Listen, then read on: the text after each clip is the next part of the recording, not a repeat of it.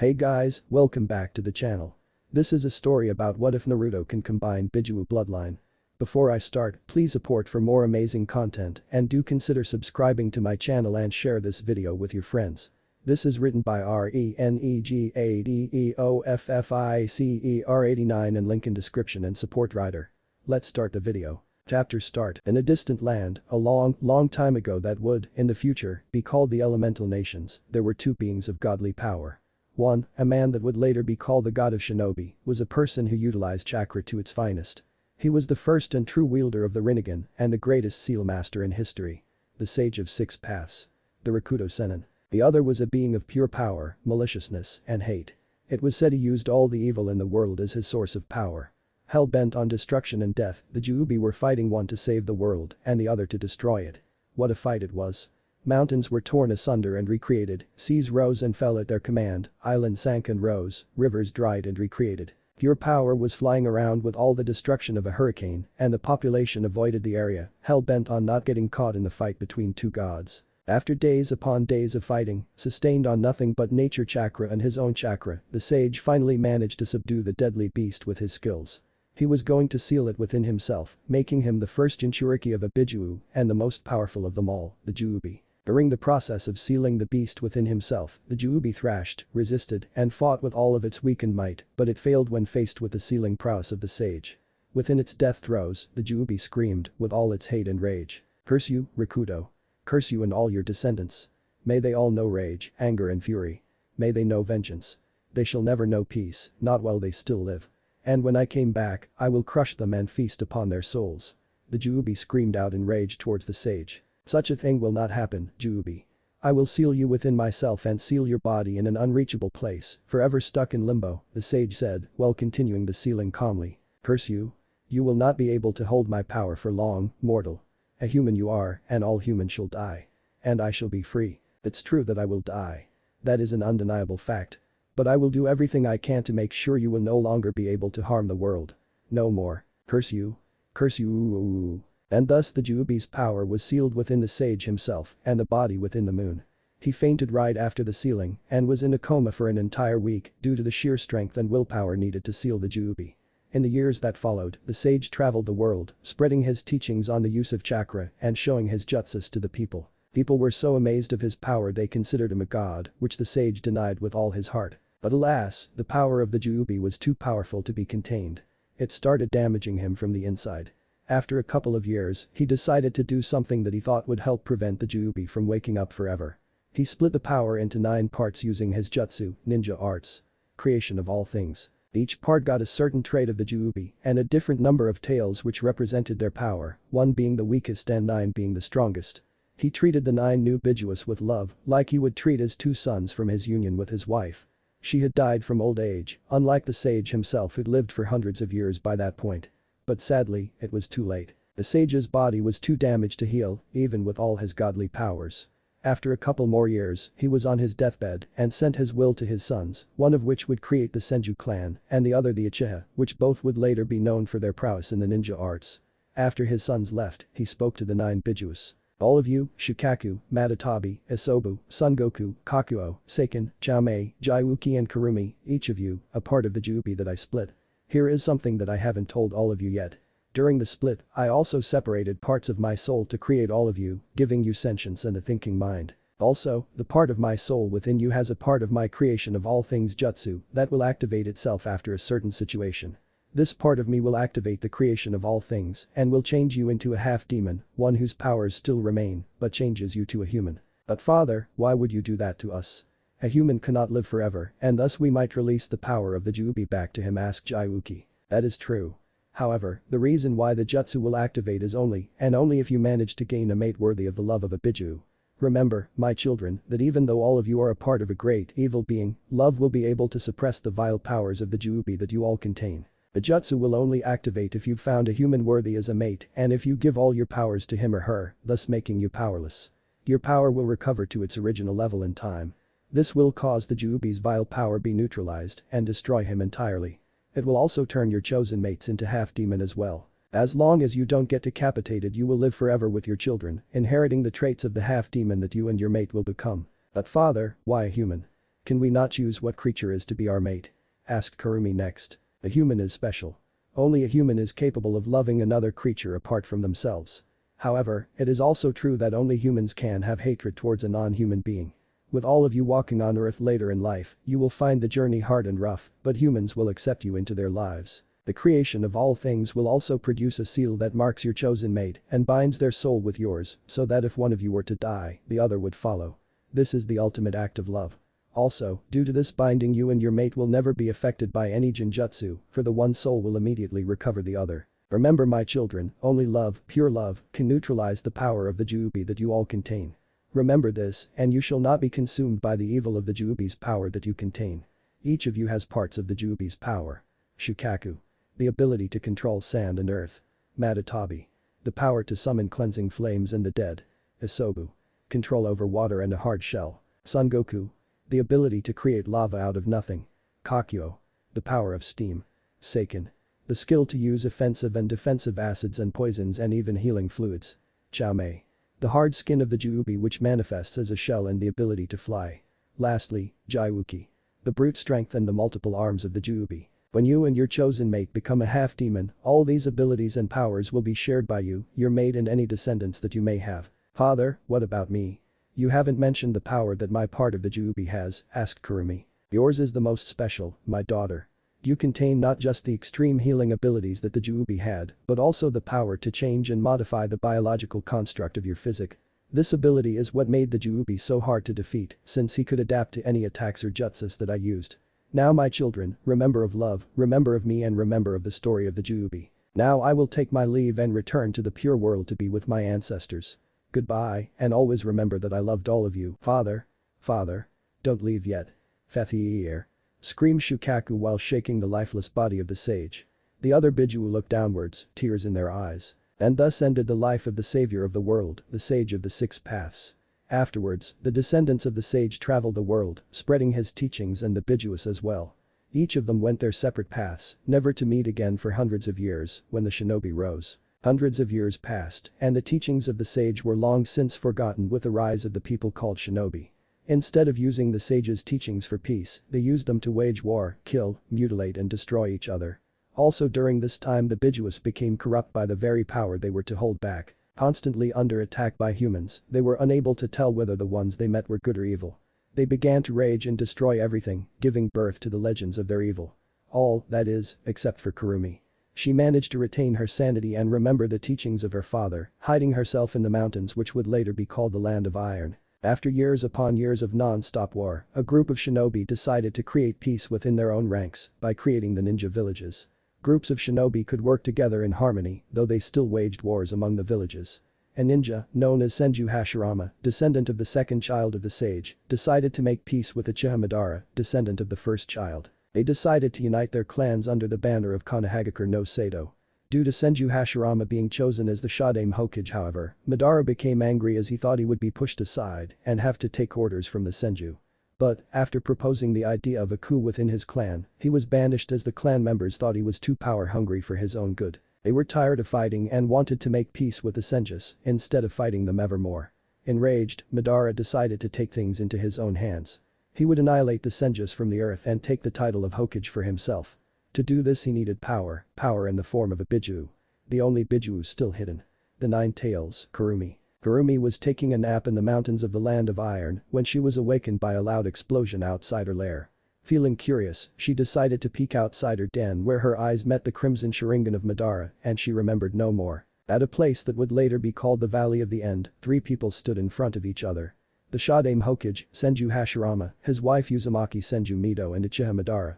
An epic battle would commence, but first, Hashirama decided to question his rival on his actions. Madara. Why are you doing this? The alliance between the Senju and the Uchiha was meant to make peace between our clans, not further antagonize each other. Shut up, fool. Do you think I did not know of your plans? You will subvert my clan under your will, turning us into nothing but sacrificial lambs while you will grow, unstopped and unchecked. The Uchiha will then fall under the sheer weight of the Senju's strength and we will be forgotten in the annals of history. I will stop you before that happens, even if my clan banished me. No, Madara, you are the fool. I did not choose to be the leader. It is by majority vote that I was picked as the leader. A vote which includes the members of your clan. Shut up. I will hear no more of this farce. I will end you and your wife and make Konoha mine. Hashirama sighed as he replied in sadness and failure. Then fight we shall, Madara. I will not hold back just because you are my rival. Prepare yourself. The battle between the two was an amazing affair. With the Shodame's wood release, trees flew and crushed everything that Madara threw at him, and Madara's Susanoo, gained from having the eternal Mangekyo Sharingan by taking the eyes of his brother, Izuna, destroys everything that the Shodame threw at him. The battle created valleys, destroys mountains and crushed everything that was stuck between the two. A stalemate was reached only when Madara decided to unleash his trump card, the Kyuubi. You are a great fighter and warrior as always, Hashirama. But this is the end. This is my trump card to defeat you. Summoning Jutsu, Kyuubi. In a massive puff of smoke, Kurumi, now known as the Kyuubi, appeared in front of the two warriors with a massive roar and immediately attacked Hashirama. Hashirama was forced to fight a two-way battle with a force of nature at one side and Uchiha Madara at another. But then, using his wood release skills, he managed to wrap the Kyuubi in a giant wooden prison which absorbed her chakra. My love. Concentrate on fighting Madara. I will seal the Kyuubi within myself. Mito shouted out to Hashirama to rally his failing spirit. But the Kyuubi is a very powerful creature. You will not last. Have you forgotten that we of the Uzumaki clan are masters of sealing? I will be fine. Just go. Thank you, my love. Madara. I shall defeat you today. Be your worst, Senju scum. And so, the Kyuubi was sealed into Mito, while Madara, who had used a lot of chakra summoning the Kyuubi, was defeated. Peace continued afterwards with Senju Hashirama as the Shodame Hokage, who used his wood release to capture all the bijuu. He gave them to other villages as a symbol of peace and power balance, with Iwa getting the Gobi and the Yonbi, Kiri getting the Sanbi and the Rikubi, Taki getting the Nanabi, Suna getting the Ichibi, and Kumo getting the Hachibi and the Nibi. But this was not the end, for a new story begins now for Kurumi. What? What just happened? Where am I? Kurumi woke up and saw that she was chained within a white space. Her snout was muzzled, her arms, legs and tail stabbed with huge iron spikes. She tried to wriggle out of the muzzle and spikes, but it seemed impossible. What is this? I am trapped. How am I trapped here? The last thing I saw was a red eye with spinning tomos, then I knew no more. This is your seal Kyuubi, and I am your jailer. Ijin Chiriki. Uzumaki Mito. A lithe figure wearing a kimono who had crimson hair tied in buns with talismans hanging from them, appeared in front of Kurumi. What? I am sealed, how can that be? I lived away from humans in a secret lair. How can I be sealed? You were summoned by an enemy of my husband, Senju Hashirama, during a battle. You immediately attacked my husband and tried to kill him, so he subdued you using his Mokuton, and I sealed you within myself. What? I do not remember taking part in any battle nor war, and I still remember father's teachings. There is no way I would be involved in a battle between humans. If you do not believe me, I will show you the proof. I will show you my memories of the battle, and you will see the actions which caused you to be sealed. A jumble of memories from Mito assaulted the mind of Kurumi, and she saw her rage, her anger, and her power being used against Hashirama. What? But I don't understand. I have no recollection of these events, and as a bijuu, I cannot forget whatever events have happened. I do not remember being summoned, attacking you and your husband, and everything that happens in that memory. What is the last memory that you remember then? Maybe we can make some sense of it. My last memory is of peacefully sleeping in my den in the mountains, before an explosion interrupted my sleep. I went outside to see what happened, and then I looked into a strange eye, a red eye with 3 spinning tomos around a pupil. The next thing I remember is waking up with these spikes and muzzle on me. That sounds like the Sharingan, a dijutsu that can cast powerful illusions or jinjutsus onto a target. From what I can say, it seems like Madara controlled you with the Sharingan and forced you to attack us. From what I can see in your memories, that would be the most logical explanation. But controlled. The only one that can do so is father, and he never did that. Maybe his descendants can. Damn. If being controlled like that makes me become lost in rage, I'd rather not be controlled anymore. This father you kept talking about, who is he? From the way you speak of him, you respected him a lot. Care to share the story with me? Of course. Father is also known as the Sage of 6 Paths. Kurumi told Lady Mito about her existence, the sage, the juubi, and all the history of the sage. And now we end up here. Can you at least remove the muzzle? You are definitely a wise, great and honorable creature, Kurumi-san. I will do more for you than that. I will remove all the locks on you, but I will keep you sealed within me to prevent you from being controlled again and getting lost in the throes of the juubi's rage. But just a thought, the muzzle and bars around Kurumi disappeared and she then massaged her hurting tails, arms and snout. You know, you didn't have to use a seal that stabs me like that. It hurts. I apologize, but the nature of the seal makes the restraints appear as such. Anyway, why are you fine with being sealed within me? As I said earlier, my powers all came from the juubi, whose destructive rage can destroy anything. And nowadays, I can still control myself from succumbing to the same rage by remembering father's teachings.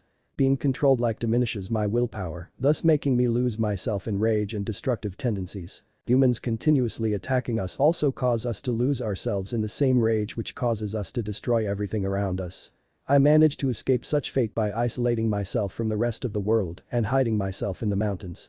I guess that it is not enough, seeing as I still got sealed within you, Mito. In order to prevent myself from being used as a tool again, I would rather be sealed within you, seeing that I cannot be affected by any jutsu in here. Oh. I guess that is a rather interesting thought. You are welcome to make your home in my mind, Kurumi-san. But, what's that about a mate that you said before? Crap. I shouldn't say anything about that. But I guess that she wants to help me, so I think that she deserves to know. Kurumi told the Uzumaki about the bijuus and their mates.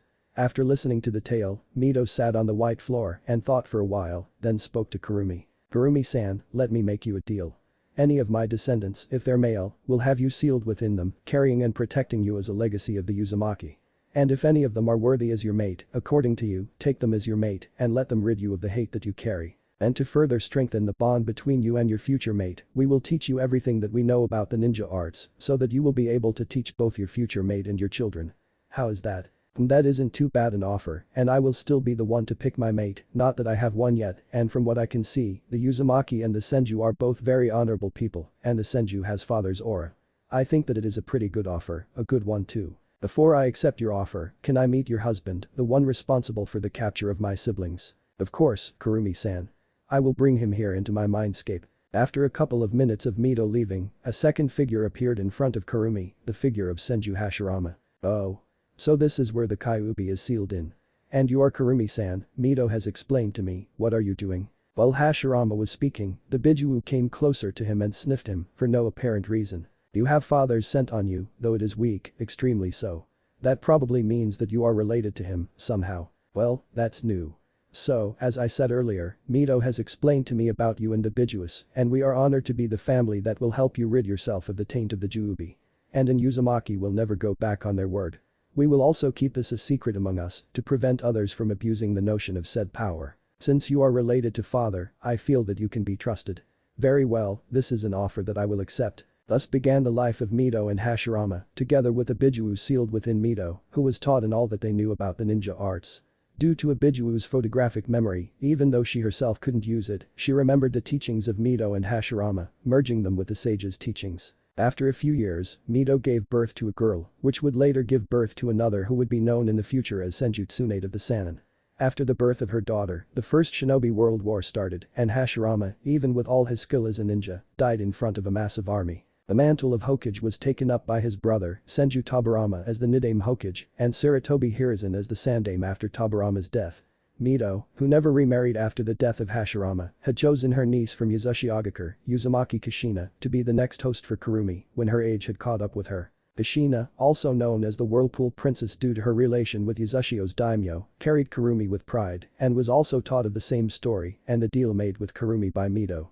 She promised to continue the deal. Not long afterwards, Yasushi Agakure was destroyed by a coalition of Kumokiri Iwa, which weakened the coalition so much that they were defeated by Konoha afterwards, as revenge for destroying one of Konoha's most powerful allies during the Second Shinobi World War. A couple years passed, and after a series of events, Kushina fell in love with a future Yandame Hokage, Namikaze Minato, who devastated an entire battalion of Iwa shinobi during the Third Shinobi World War, using only two jutsus, the Hiraishin and the Rasengan. He earned himself an SS rank with a flea on side order in the bingo book. They got married in secret shortly after the war, and it was not long after that Kushina was pregnant with a child, this time, a boy. Kurumi. I am having a boy. Maybe this boy can be your future mate. I don't see why not. I can feel the power that the boy contains, and I'd have to say that this boy is going to be a strong child, and maybe the toad's prophecy will be inherited by him. That is true, Kurumi. Now all we have to do is wait until I gave birth to him, to Naruto. You still decided to use that old pervert's main character's name as his name. What? I don't think it's a bad name. It fits with us Uzumaki as well. Everyone and then some knew of the Uzumaki's legendary addiction towards ramen. It's something that she wanted to remove, but it never appeared as if she succeeded. Well, it's your choice. I will not bother you with this petty argument anymore, she said as she went back to sleep in her cage. And so, 9 months later, Kushina was ready to give birth to her first, and unknowingly to her only child. Arg. Minato. I will kill you after this. This is your fault for getting me pregnant. Arg. Don't worry Kushina. The baby's almost out. Keep pushing. Minato's hand was probably being broken in 5 different places, such was the strength of Kushina's grip on his hand. Yet, he did not even wince, his excitement to be a father was the ultimate painkiller for his hand. In a cave outside of Konoha, a platoon of Anbu guards was guarding the place where Kushina was giving birth, for they feared that people would sense the demonic chakra flaring out of her, because the seal weakened the most during the process of giving birth. Kurumi was doing her best to not damage the seal even more, while reining in her demonic chakra, and help dull the pain that Kushina was going through. Minato was also doing his best to reinforce the weakening seal, while having his hand crushed by Kushina's grip. The cry of a baby then broke through Kushina's screams of pain, a sign that the baby was safely delivered. A boy, with small tufts of blonde hair and with the deepest sky blue color in his eyes, was handed over to Kushina, with Minato watching close by. But, just as Minato was about to hold the baby, an arm appeared out of nowhere, grabbing the child and killing Bawako Saratobi, the medic that handled Kushina's delivery, and also the Sandame's wife and Tsunade's teacher. Minato immediately took out one of his Hiraishin kunes and held it in a defensive position. Who are you? What do you want with my son? The man, a person with a spiral mask on his face, laughed. Your son? You can have him. He then tossed little Naruto away while laughing at Minato, who immediately Hiraishined to Naruto's position before realizing that the blanket covering Naruto was filled with exploding tags. He teleported Naruto to a small shack outside Konoha, the explosion of the tags having no effect. Meanwhile, the man reached out to Kushina's seal, laughing all the way. What do you want with me? Oh no Kushina. I want nothing to do with you. The thing that I want is within you. Realization immediately hit Kushina like a fist to the face. You wanted the Kyuubi. But why? It's because I wanted to see my ultimate ambition.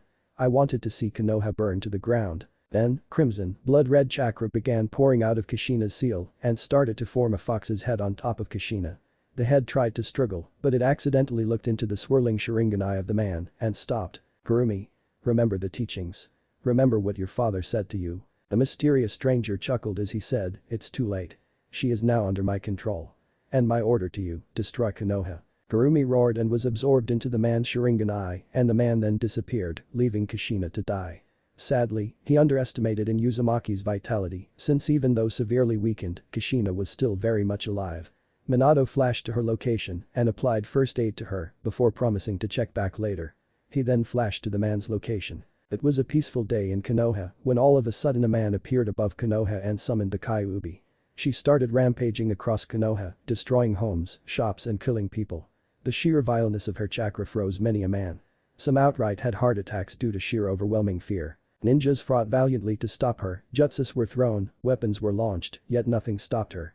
Both ninjas and civilians died by the dozens, killed by a swipe of a tail or stomped to oblivion.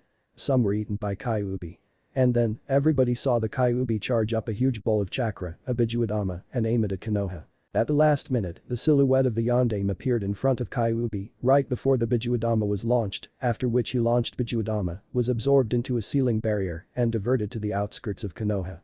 He then bit his thumb before running through a series of hand seals to summon Gamabunta, the chief toad. Minato. What is the meaning of this? I am not strong enough to fight against a bijuu, especially the Kyuubi. She's called the strongest bijuu for a reason you know. Gamabunta screamed out angrily. No summon can go toe-to-toe with a bijuu, especially the Kyuubi. I know that boss. I just wanted you to stall her for a couple of minutes while I deal with the person who summoned her here and to prepare a method to seal her into Naruto. Minato countered back. I cannot buy you too much time. She is too powerful even for me. Don't worry Bunta. Just do your best. Gamabunta then drew his tanto out of its sheath and started to hop closer to the Kyuubi, preparing to subdue her. Meanwhile, Minato fought against the masked man that attacked Kushina and managed to rout his attacks and force him to flee. He grabbed Kushina and Naruto, then started to draw massive symbols on Naruto's stomach before they started arguing. We must seal her into Naruto. We have no other choice. Minato yelled out towards Kushina. No Minato. There is always another choice. You can re-seal her into me. She retaliated, the Uzumaki hot-headedness and legendary stubbornness still strong even in her bloody, damaged condition. But you are weak right now. There is no way for you to handle the stress of the resealing. If you die, then she will be vulnerable again. Before they can continue their argument, one of Kyuubi's claws tried to kill little Naruto and managed to pierce both Minato and Kushina, who protected Naruto with their lives. The Kyuubi was then restrained with Kushina's chakra chains that she created with the last of her strength. I guess there is no other choice, we must seal her into Naruto, Minato said, his words cut off by each painful breath he took. Yes, I'm sorry Minato for fighting with you, let me say my last words to Naruto before you seal her within him with a Shiki Fusion, Kushina said, the last of her insanely strong life leaving her. Naruto, there is so much I want to say to you, but our time here is short. Always remember to eat your veggies and to listen to Kurumi and train often, be a strong person and do not fall into hatred. You are destined to be the savior of the world, be strong. Find a nice girl, Kurumi is a very nice girl, I'm sure she will like you as well. Naruto, this is your father, I second everything your mom said. Forgive me for placing this burden on you, but we have no choice, may you forgive us in the afterlife. Now I'll end this. Fuinjutsu. Shiki Fusion. The specter of Shinigami appeared behind Minato as an arm went through his body and grabbed the restrained Kyuubi, pushing her into the Haki no Fuin Shiki on Naruto's stomach, sacrificing his soul as payment. They fell in front of Naruto, who was crying his eyes out, while 6 whisker marks appeared on his face. He was lifted up by Hiruzen, Gamabunta long since gone from the place. Hiruzen, this is my last order as Hokage, make sure Naruto is safe and make sure he is hailed as a hero for saving Konoha. I will, Minato. I will. And thus ended the life of two of Konoha's greatest heroes, Namikaze Minato and his wife, Uzumaki Kushina, though this is only the beginning. Chapter ends. Story start. In a very peaceful morning in Konoha, a blonde boy with sky blue eyes, 6 whisker marks on his cheeks, wearing an orange shirt with the Uzumaki spiral at the back and a pair of black short pants, is walking at a street towards a training area. Uzumaki Naruto, the boy we are talking about, had a megawatt smile on his face. He is extremely excited today. He is 4 years old by now, and Kurumi-chan says that he can start his training in the ninja arts beginning today, with her as his teacher. He still remembered how he met with Kurumi-chan the first time. Flashback. Right after the sealing, Kurumi woke up and saw that she is caged behind huge golden bars that reach the heavens with inky black darkness surrounding her with fetid waters at her feet. After she saw her situation and remembered what happened, she started crying, her tears flowing freely into the waters beneath her. Kushina, Minato, I can't believe I got controlled again by the same eyes. Nonetheless, I never thought that the same thing will happen again. Now I am sealed within their sun. Forgive me, Kushina, Minato. While Kurumi is busy wallowing in self-despair, at the outside, little Naruto, just 2 hours old by this time, already had 3 assassination attempts on him stopped by the Sandaime and an Anbu with silver gravity-defying hair and a dog mask. This is Hada Kakashi, one of the most loyal and best Anbu in Konoha's service, who have been tasked with guarding Naruto and is currently in the process of subduing another ninja who decided that the demon child should die for attacking Konoha. Kakashi, who by this time has gotten bored of listening to these ninjas screaming crap about why and how Naruto must die, instantly knocks out the attacking nin and tied his hands and legs in a manner that he will be unable to use any jutsus.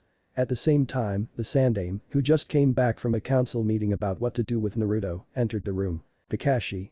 Report. Sandaime-sama, these 4 ninjas has decided that they'll take justice into their own hands and tries to attack Naruto. I subdued all of them with knockout strikes and tied them up so that Ibiki can play with them later. Kakashi said in his usual bored manner. The Sandaime then sighs and sat at a nearby chair. Kakashi, ever the astute ninja, saw this act and started to ask Sandaime about what happened in the council room. Kakashi, everything is a mess right now. All the civilian side of the council wanted him to be executed, any adoption attempts for him has been blocked, and I just managed to prevent Danzo from taking him to create an emotionless weapon. I don't even know whether or not I can keep the promise that I made to Minato before his death. This has been a very long day, and I fear that Naruto's hardship has just begun. Then what will happen to him, Hokage-sama? Where will you place him then? I plan to place him in an orphanage, where his true identity as the last and only heir of the Namikaze Uzumaki clan will be hidden from everyone and give him only the surname of his mother, Uzumaki, so that he does not draw the ire of Iwa and Kumo. Minato's enemies are plenty, and it's our job to prevent them from finding out Naruto's existence. If so, then I would like to ask for a permanent position as his guard, Hokage-sama. Denied. Kakashi, you are one of, if not the best Anbu that Konoha has. And even if we had just been attacked by a bijuu, we still have missions to do, and you are one of our best. I can place you as his guard when we are out of high-ranking missions to do. I understand. I thank you, Hokage-sama, for the chance to repay back Minato-sensei. I will not let all 3 of you, Hokage-sama, Naruto and Minato-sensei down. After this talk, Kakashi and Sandaime placed Naruto at an orphanage, which is even now overflowing with orphans due to Kyuubi's attack. The matron who receives Naruto accepts him with a smile at first, but once the 2 left, she looks at Naruto with scorn and Naruto's first 2 years of hell starts. During his first 2 years, he ended up being abused in various ways. They prevented him from eating sometimes, causing him to become as thin as a plank and his development stunted.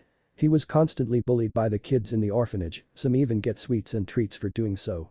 The matron neglected to even teach him how to speak and read properly, though this is where Naruto's brilliance shone through. He managed to learn to speak just by listening to the people around him, though to read is a lot harder since the orphanage denied him access to books, thus, his reading skills are below par for someone of his age.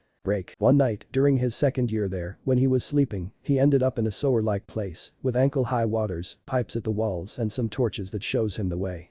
Being a smart curious kid that he is, he walks around the winding sewer, following nothing but his instincts that told him to go in which direction. After some time, he reached an open area where even the walls and ceiling disappeared, only to be replaced with a huge expanse of darkness.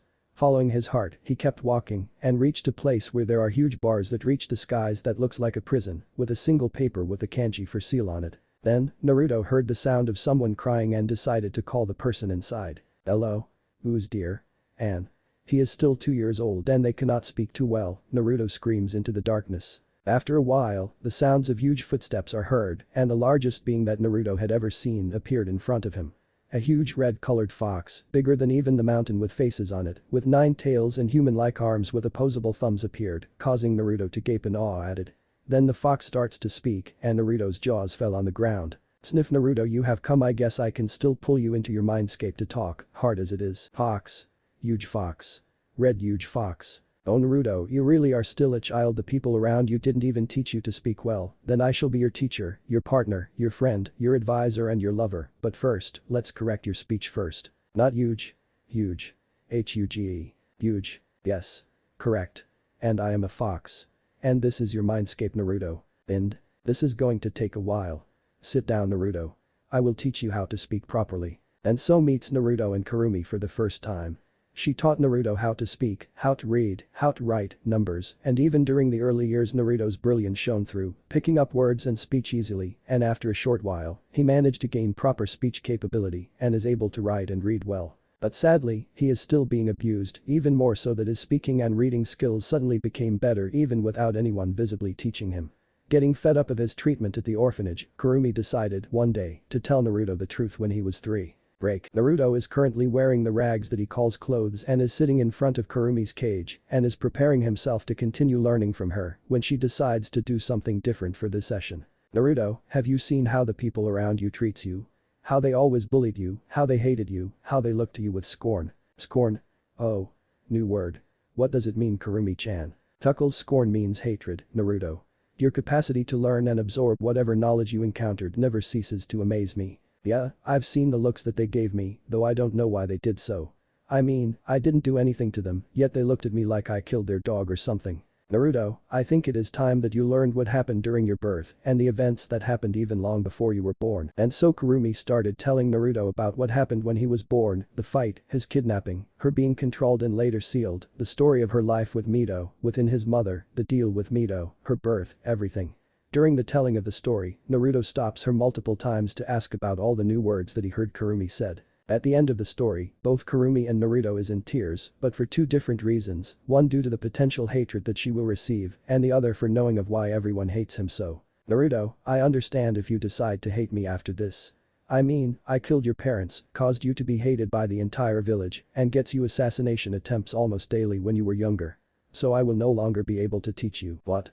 No. No. I will never hate you. It is not your fault all that happened. You are controlled by someone. It is not your fault. In fact, I won't mind if the villagers hate me. I will take that hatred in your place, Kurumi-chan. If you think that you cannot stand the hatred of the people, of the human around you, the scorn, hey, new word usage." Naruto thought of the village, then let me bear them for you. Let me take their hatred and change it to love. They will not break me and they will not break you as well. I will change their mind later on, when I'm bigger, so for now I will hold you on the promise you made with Mito-san and show the world that the willpower of an Uzumaki is infinite. Naruto screams to Kurumi when he heard her say such blasphemous things. What a person he is. He did not even think twice about accepting the hatred of the people around him and even will take in my hatred as well. His heart is the purest that I have ever felt in the years that I have lived. Father, I have found my future mate. We will show the world that hatred can be cleansed. Naruto, I thank you. You are a really strong child and it really shows. I will be with you every step of the way, and don't you dare think that you'll face this pain alone. Naruto then flashed his million-watt smile that can light up even the darkest of days to Kurumi and restarts his learning time after Kurumi's story. Over the days that passed, Naruto shows more determination than was ever thought possible, facing the abuse that he receives daily without so much even flinching or crying, because he understood that hatred cannot be fought back with hatred, even at his small age. Weeks later, Naruto remembered something about his parents that he wants to ask Kurumi about. Nowadays, he can enter his mindscape at will, not requiring Kurumi to pull him inside. He walks back to the cage that contains Kurumi and decided to ask her the question that will change his life. Kurumi-chan, you said that my parents are ninjas, right? Can you teach me the ways of the ninja? Naruto, I will be glad to do so. But right now, you are too small. Naruto pouts at hearing this, his height is a sensitive matter for him, and your body is not developed enough to learn all the things that I have to teach you. We can start your ninja training when you've reached 4 years old. For now, I will teach you sealing theory first, so that you can start using seals when you have unlocked your chakra later. Now you must remember, sealing is a mostly lost art and is very complicated, and so Kurumi starts Naruto's lessons on sealing theories, teaching him of the subtle arts of sealing. As one with Uzumaki blood, Naruto learns seals extremely fast, even surprising Kurumi herself with the speed at which he learns seals. Flashback ends. Naruto is going along the street in the morning of his birthday towards a training ground after slipping away from the orphanage when some of the villagers saw him. Hey look. It's the demon brat. Yeah. What is he doing here? The Hokage must have been crazy to leave him alive. Hey, I have an idea. What about we? The 3 villagers started whispering among themselves before going their separate ways. Unfortunately for Naruto, these people are actually going to meet with their friends, who will gather their friends to form a mob that will try to finish the demon brat once and for all. Break. Naruto was having a very bad day. During his walk, he suddenly saw a mob holding pitchforks and torches heading his way. His sensitive hearing picked up that they wanted to kill the demon brat, or so they said. He immediately turned and ran away, which sadly attracted the mob's sight towards his location, after which they immediately chased him. Naruto ran as fast as his tiny, malnourished 4-year-old legs can carry him, which, for all intents and purpose, not that fast. He then turned into an alley between the shop lots, which sadly for him, ends up with a dead end. But Naruto, ever the strong-willed, turned and faced the mob bravely, all while hearing the screams of the mob members. You killed my daughter. You destroyed my home. And killed my husband. We will finish what the Yondaime started. Yeah. Kill the demon. Hearing all this, Naruto remembered the promise that he made to Kurumi about him taking the villagers' hate on him and decided, against all manner of logic, to turn around and scream to the mob. If you guys wanted to hate me then do so. Come at me and show me your hate. Hold nothing back. We won't hold anything back, you demon. Prepare to die. Shouted a member of the mob while charging straight towards a standing Naruto. But Naruto decided that antagonizing the mob is a bad idea, dodged a guy before running straight towards the other member of the mob, hoping to escape by slipping between their legs. Unfortunately, one of them took that chance to send a powerful kick towards his small body, sending him flying towards a wall, impacting it with a loud crunch. Let's show the demon what pain is. Cried the first man again while coming at Naruto with a butcher knife in hand. Naruto, still dazed due to the impact on the wall, is unable to do anything to prevent the guy from slashing his arms, creating massive deep wounds on them. We will not let you die easily. Feel the pain of everyone whose lives you destroyed in that attack. He then systematically started to cut Naruto's arms and chest, leaving massive lacerations, before another person decides to say fuck all this waiting and stab Naruto with a kitchen knife on his shoulder. Another decides to stomp on his legs, breaking them until the bones are exposed, and kicked him again and again. They all take turns to torture him with multiple equipments, from almost being gutted with a pitchfork and his forehead carved with the word demon using a kunai. All the while, his earlier wounds are already healing due to the healing powers of Kurumi, while she is screaming in his head. Why? Why? Do you not see that he is just a child? He is not me, not in any way. Stop doing this. Stop it. Please stop. Kurumi-chan, just let them. If this is the price to pay to take the hatred of the villagers on me, then I will gladly pay it. We cannot repay hatred with hatred, it creates a never-ending cycle of hatred. But look at them. They are trying to kill you in the worst way possible. Look. That guy just stabbed your eye with a fork. I cannot heal this much damage without breaking the seal. Look everyone. His wounds have already healed. There is no way a human can heal that fast. Let's finish him. Amidst the cheers of the mob, a ninja came by, started doing some hand signs before launching a katen. Great fireball towards a now bloodied Naruto who have also been drenched with kerosene before, turning him from a pile of broken bones and tortured meat into a raging bonfire. All the while, he is still being healed continuously, straining the seal, so much so that even his eye has healed, and even in the fire he is healing. Suddenly, in the middle of the mob, a huge killing intent Kai appeared before the crowd parted to show the face of the Sandaime in a furious snarl. In a snap of his finger a group of Anbus came out of nowhere and started herding the mob to him. "What are you doing?" said the Sandaime with a calm tone, completely betraying the total rage that he contains at the moment. Ignoring the massive Kai emitted by the Sandaime while also ignoring his danger senses, a man said, "We are finishing what the fourth started. We are ending the demon." "So you are ending the demon?" No words are needed after that. Sandaime immediately summons his faithful companion, Enma the Monkey King and said, "Enma bow staff. We have some people to punish." Finally. "They shouldn't do that to a kid. I will gladly help you Hiruzen. These people should die." Enma then turned into a bow staff and the Sandaime started smashing people's heads left and right, spreading blood and brain matter all over the place. The mob, thinking the Sandaime has gone crazy for them helping to rid Konoha of the demon, started to scream the fact that they are doing a service and tried running away, but they are stopped by the Anbu station before. Within minutes, the mob of 20 strong members have all become nothing but bloody chunks of meat and the flames on Naruto has been put out by an Anbu with a suit and jutsu. Break. Naruto was then brought into the ICU with third-degree burns all over his body, a half-healed eyeball, an amputated leg, his arm skinned, his intestines only being held back by the Sandaime, multiple laceration over his body, a punctured lung, an almost punctured heart and many more. Even so, the wounds are already healing at a rapid rate, faster than anything else thought possible. After a long 9-hour operation, in which Naruto ended up wrapped in bandages through his whole body, and even the forcefully amputated leg managed to be reattached. Naruto ended up in a coma, both outside and inside his mind for 3 days. He wakes up first in his mindscape and came face to face with an extremely angry and pissed off Kurumi. "What are you thinking? Do you know how hard it is to heal all that injury? Do you have any idea what did you just do? Do you know how sad will it be for me if you died? Do you? Do?" And then she started crying. Naruto, ever the good guy, went inside her cage and hugged her hands with his tiny body. "I know. But I must do that. The only way for the people to not target other people as a place to release their anger is by sacrificing myself as a place for them to release their anger. I'm sorry for worrying you, but I know that you'll help me survive that. Besides, I did survive that, thanks to you, right? You idiot. Don't think that you're too cool just to survive that. But Naruto, to prevent you from almost dying immediately like now, I need you to do something for me. Rip off a part of the seal, about half, so that next time, I can channel more power into you to heal you better." Naruto then proceeds to do just that, tearing off half the seal, before saying goodbye to Kurumi and waking up in the real world, where he immediately faces the worried face of the Sandaime. "Naruto. You're awake. How are you my boy?" "Hey there Jai-san. I'm fine, Kurumi helped heal me, and I feel better now." "Good. The doctors actually expected you to die due to your wounds. If not for Kurumi healing you, you really would die." Yes, the Sandaime knew of Kurumi, Kushina had invited him and Minato together to meet her within her mindscape, which makes her attack even more of a shocker for him, since he knew that she is a wise old being. "I really need to thank her then. Hey Jai-san, Kurumi wanted me to say to you that she plans to train me in the ninja arts starting from the day I can exit the hospital. Is there any training ground that is secretive enough for me to use? She also says that she is planning to give me a bloodline limit using her chakra, so the training ground also needs to have lots of chakra suppression seals. Also, she is planning to have me leave the village for a couple of years to train myself, both in body and in mind. But the initial training is done in the village, not outside. And that is a very tall order, but I suppose that you can use the Hokage's private training grounds, it's the only training ground that can fit all that criteria.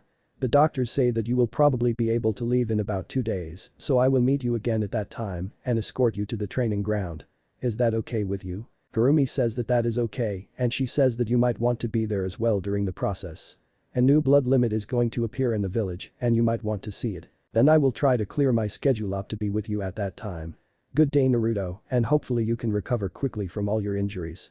I have punished all those involved in the mob at that day, and may that be a lesson for all of them, so that they will not do it again. Thanks Jai-san, though the punishing part is unnecessary, but I leave that up to you.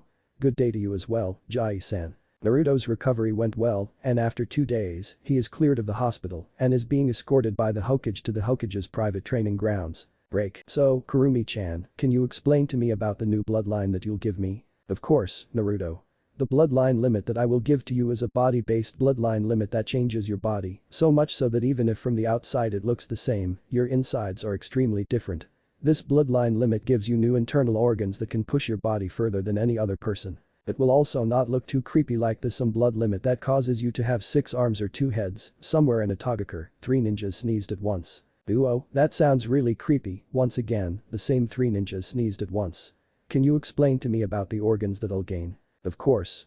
The first organ that you'll gain is a secondary heart, giving you 2 hearts, each can take over the entire body's blood flow if one fails, and when both is functioning, it provides you with a massive increase in blood flow, giving you more oxygen, and can prevent you from being tired. The second organ is the osmodula, an organ that can strengthen, accelerates and enlarges skeletal system growth by being able to force the body to use multitudes of minerals like iron, titanium, and others to strengthen your bones, enlarging them and making them denser to the point of being almost unbreakable. You will also be much taller than other people at your maximum growth, at somewhere around 2 meters tall, maybe more. It will also change your rib cage, turning it into a mass of interlocking bone plates without gaps, instead of a regular gaping ribsage. The third is the biscopy, an organ that can increase musculature growth and makes your muscles not just stronger, but denser, so much so that a regular hit from you will feel like an impact from a doten jutsu. This organ will also help in your growth and healing as well.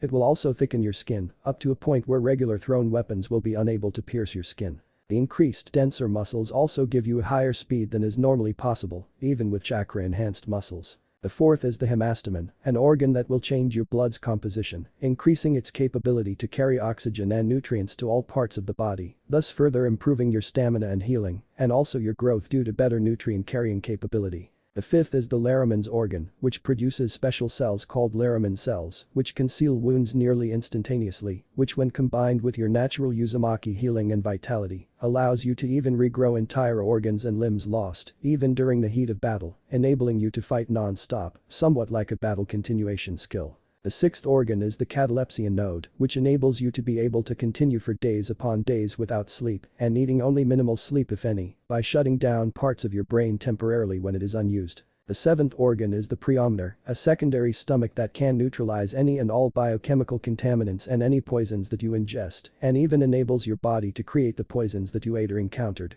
The eighth is the omophagia, an organ that allows you to absorb information from enemy brains that you eat, allowing you to gain their memories and skills.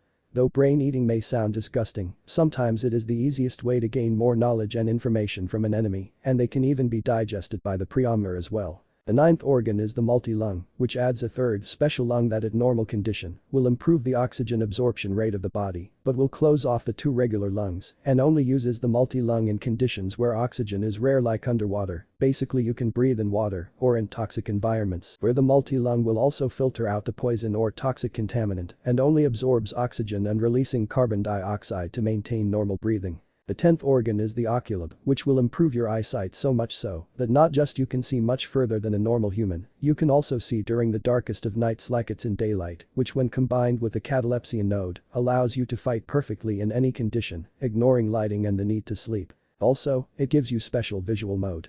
Chakra sight where you can see the flow of chakra like the Sharingan, and infrared sight where it allows you to see the heat of something, allowing you to see a target even in total, absolute darkness. They are interchangeable, just think about it and your eyes will change visual mode accordingly instantly. The 11th organ is the Lyman's ear, a complete ear replacement that completely removes the effects of nausea, dizziness and vertigo due to motions and prevents a loss of balance in any condition, preventing enemies from destabilizing your base. It also gives a higher and much better listening capability that after some training, you can filter out all other noise and listen to only the sound of your target, among others. The 12th organ is the Alytic kidney, a kidney that works in conjunction with the preomner and the multi-lung to remove, purify and categorize any poisons, toxins and bacteria that enters your body and sends them to the Becher's gland to be recreated for the body. The 13th organ is the neuroglottis, an organ that allows you to biochemically assess a wide variety of things by taste and or smell, checking for toxicity and nutritional content to determine whether or not the substance is edible. It also allows you to track a target just by using taste and or smell alone. The 14th organ is the mucranoid, a type of sweat glands that coats your body with a certain waxy substance that allows your body to operate at conditions where most other people would consider deadly, protecting you from extreme heat, extreme cold, and even vacuum environments.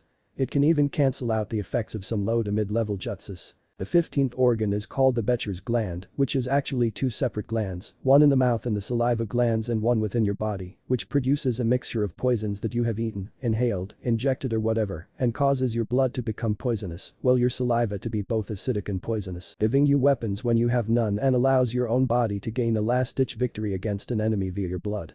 The acidic saliva also allows you to digest stuff that most consider inedible like concrete and metal, and the acidic saliva appears only when consciously triggered to prevent tragedies during certain intimate events. Kurumi is blushing at this point, though Naruto, with his usual thick-headedness, did not see anything wrong about this. The 16th organ is called the linker core and will be a second chakra core for your body in that it regulates, controls and manages the production, suppression, and usage of your chakra and yaki in the future towards the surroundings and everything around you, in that it will work together with the progenoid glands to properly release only the required amounts of chakra for a jutsu, giving you perfect chakra control at any moment, though you can still overcharge a jutsu manually by forcing the linker core to pour more chakra into a jutsu and automatically when the jutsu used is the one you just learned. All the unneeded chakra within your body will be stored within this organ and will be released into your chakra network as necessary, not just preventing any chakra waste and allowing you to have theoretically limitless chakra due to the regeneration being higher than the usage. It also makes people underestimate you due to them thinking that you are just a civilian because most of your chakra is within the core instead of your chakra coils. It will also prevent your chakra network from being blocked since the progenoid glands will order the linker core to release a pulse of chakra if it detects foreign chakra within your chakra system. This will also act as a chakra exercise for your first chakra core, situated at the navel. Since extra chakra is always diverted to the linker core, it forces the first core to produce more and more chakra to refill your system which will stay almost permanently low, except in battle situations. The 17th and most important organ of all is the progenoid glands, which acts as a second brain that controls the functionality and synergy between all the new organs and the original organs and allows you to let go of some of the functionality to the gland, thus making you an even more effective fighting machine than what you are now. It also provides you with numerous other effects, like a perfect immune system where you won't be downed by any disease, natural or artificial, better reaction time, due to enhanced synaptic connection between the brain cells, among others. It also prevents you from being caught in any kind of genjutsu, since you will have a second brain that will check all sensory inputs and body and chakra status to see if there is any discrepancy between the inputs and will order the linker core to release a chakra pulse if it detected otherwise. It also can potentially give you psychic abilities, though this will only appear when your mind is trained enough. This bloodline is what I call the Astartes bloodline and it will be inherited without fail by your, or Archie whispers, children, though I will not know what to expect when they are born with the enhancements. Wow. That's a whole lot of enhancements. Can you really do all that? Of course I can. Do you doubt me? Nope, just asking. So, Naruto, what's the new bloodline that Kurumi is going to give you about? Well Gigi, it's like this. And thus Naruto repeats the explanation given to him by Kurumi. By the end of the explanation, the Sandaime is totally flabbergasted by the sheer complexity and potential of the bloodline. So is there anything else you would need for your training and the bloodline implementation? Kurumi-chan says that I will need food, lots and lots of it, a hunk of metal dust preferred, easier to digest. Can you get that? She says that she will start the process in a couple of minutes and she hoped that all the stuff will be there by the time she finishes modifying me. Okay Naruto. I will gather the stuff that you need and have an Anbu deliver them here later. Is that fine? I cannot stay here to see the bloodline be implemented, I still have many tasks to do. It's okay Gigi. I understand. I'll ask her if she could start the process immediately or not. Due to you ripping off part of the seal, I can start immediately. Be warned that the process will be extremely painful, so much so that you will faint. Sit or lie down and prepare yourself. After lying down on the training grounds grass, Naruto tells Kurumi to start the process, after which he is shrouded in crimson chakra, before he felt like his body is being torn apart and ripped from all sides, before he gets knocked out to blissful unconsciousness, unknowing of the changes currently being done on his body. Story end. Story start. My head what hit me? Naruto woke up with a start and saw that there is no one around him, not Gigi, nor his Anbu. The only thing available that he could see within his immediate vicinity, especially due to his somehow blurry eyesight, is a bunch of scrolls that he cannot, for the life of him, remember having with him when he entered the training ground. He tried moving his arm while trying to listen for the presence of anyone within the training ground, and that's when the sensations from his new, improved senses hit him like an avalanche. His sight, previously blurry and darkish, suddenly became clearer than ever thought possible. He saw that the moon is concealed by dark rain clouds and that there is almost absolutely no light, yet he can see everything around him like it's daylight. The movement of grass is due to the wind, the leaves of the tree, even the veins of the leaves. He can even see that tiny tick trying to burrow through the tree's trunk, even the lines of seals on the ground, and immediately remembered the pattern, and when he looked up, he saw a bluish dome-shaped barrier around the training grounds. If his sight before the augmentation is already good, this makes his sight before seem like a blind man's. His hearing, unable to hear anything when he wakes up, suddenly is able to pick up every single sound of the wind blowing, every tiny rustle of leaves, every tiny little critter running on the ground. He can even hear that mouse digging a hole to run away from a nearby forest cat, which he can hear its breathing, ready to pounce towards the rat. A series of actions that he sees when he turns his extreme sight to.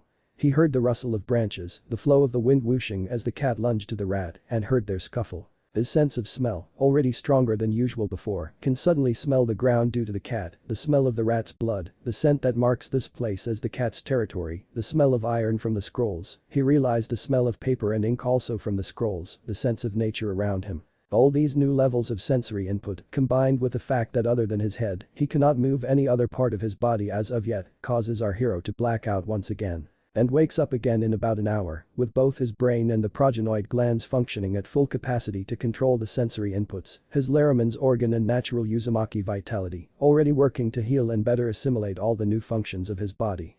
A couple of seconds later, the healing has completed and he wakes up with a groan. Wow, that felt like I had lava pumped into my insides.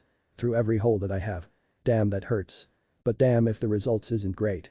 I can see like it's daytime. The smells, these are great. Also my ears, these are just, I have no idea what to say. Kurumi-chan, these are awesome. Said Naruto loudly, before his stomach grumbled so loudly, he fell on the ground, hugging his stomach. But why am I so hungry? I feel like I can eat this entire forest and come back for more. That's because you probably can. Due to your new body and organs, you can literally eat anything you want without getting sick and still retain their nutrients and benefits. Also, the changes to your body use a lot of energy, and I am forced to cannibalize resources from other body parts just to create the new organs. That growling is most probably due to your progenoid glands, forcing you to eat more to replace the lost nutrients and to create new muscles and bones for your body. That is cool and all, but what am I supposed to eat? The trees around us. Not that you can't, you definitely can eat them if you'd like, but there are those sealing scrolls that the old man left for us, right? Better unseal the stuff inside and see what he left for you. Also, due to me forcing my chakra all around you, you have your chakra unlocked and your linker core is now functioning at full capacity. Hearing that suggestion, Naruto immediately woke up and reached for the scroll closest to him and opened it, revealing a series of weird squiggles on it, which represents the simplest seals to learn, storage seals. Unsealing whatever is inside, a huge pile of iron dust appeared, probably taken from smiths in the village, and fell to the ground. What the fuck? Why did Jiji gave me a pile of iron dust? Do I really need to eat this stuff? Yes you do. The Osmodula will rebuild your skeletal system using tougher materials, and for that, you need to eat a lot of other weird, usually inedible materials like iron, rocks, trees and other bones, especially from other species. They may taste like crap, but they are undeniably digestible thanks to the acidic nature of your saliva due to your Becher's gland. So say your prayers and start eating. Kurumi shouted. Okay, having said his piece and made peace with the fact that he will need to eat weird stuff for the rest of his not considerable lifetime, he sat on the ground, took a deep breath and a handful of iron dust, and started eating them. Yuck. This stuff tastes like steel. They even have that weird oily taste. They are extremely weird. And smells like floorboards. Erg. But I can even feel my spit melting them in my mouth. That feels weird by the way. You'll get used to it later on. Your preomner will help digest it further, then your stomach will absorb them, and the hemastomen will use it to create a new skeletal system for you, one that is much tougher and is almost unbreakable by anything. So shut up, hold your thoughts and continue eating that iron dust. You'll need to eat all of those and then some, since you'll grow tall, in fact, taller than anyone else that you'll find or will ever meet. So, you'll need all the nutrients that you can have. You'll also need to eat a lot of meat to gain proteins for the biscopy to create the muscular mass that you will have. I suggest you eat about 1 to 2 kilograms of meat a day for optimal muscle development. Naruto, grumbling and complaining, still managed to finish eating the pile of iron dust and started unsealing the second scroll, which contains meat, raw and freshly slain, looking at the blood that was still red in the meat, probably due to the stasis nature of a sealing scroll. Looking at this, Naruto starts to question the mind of the Sandaime. Look, I know that Jiji is old and all, but I doubt that he's that bad that he remembers that I am just a kid and can't eat uncooked meat. While Naruto is ranting his ass out due to the Sandaime, Kurumi decided to butt in before his ranting starts to get weirder. Naruto, I know that you are thinking that you cannot eat raw meat. This is not true actually. Thanks to your new organs, you can eat raw meat of any kind without any consequence. In fact, starting today, it is better for you to start getting used to eating food raw, since you can gain muscle memories due to your omophagia by eating an enemy's body parts, or their knowledge and memories by eating their brains. So, learn to eat raw, and eat that meat now. Grumbling again, Naruto then starts eating the meat provided by the sandaime. Over the course of half an hour, Naruto has unsealed all the scrolls and had finished eating all the food that the sandaime provided. Verpa, that's a lot of food, but I haven't felt tired or sleepy at all, and I felt like I can still continue doing anything and everything else. Awesome. Of course. The other organs within your body helps give you extra energy due to increased blood flow and oxygen level, thus giving you near infinite stamina and the capability to stay awake without resting for long periods of time. But Kurumi-chan, I just realized something. Even though I said that I will bring peace and remove everyone's hatred, why do I need this body? This body of steel. Naruto, you are still young, and thus you did not see the dark side of the world.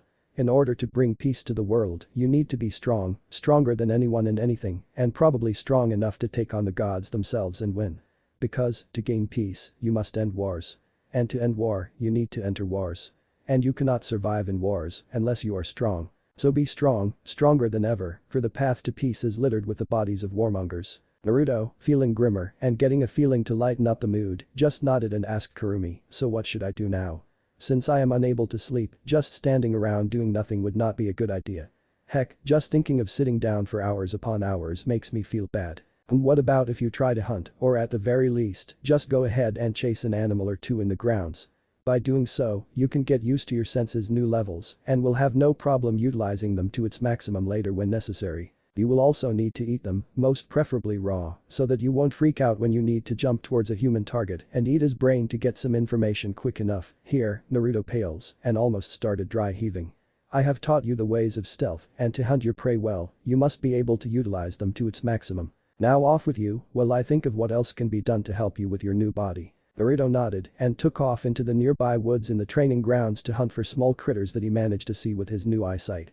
He also realizes that he is able to see chakra within a living thing and a certain yellowish haze that surrounds everything that he can see. Chakra within a rabbit that he was tracking glowed blue, though the glow within the rabbit is weak, probably due to the extremely small amount of chakra that it has.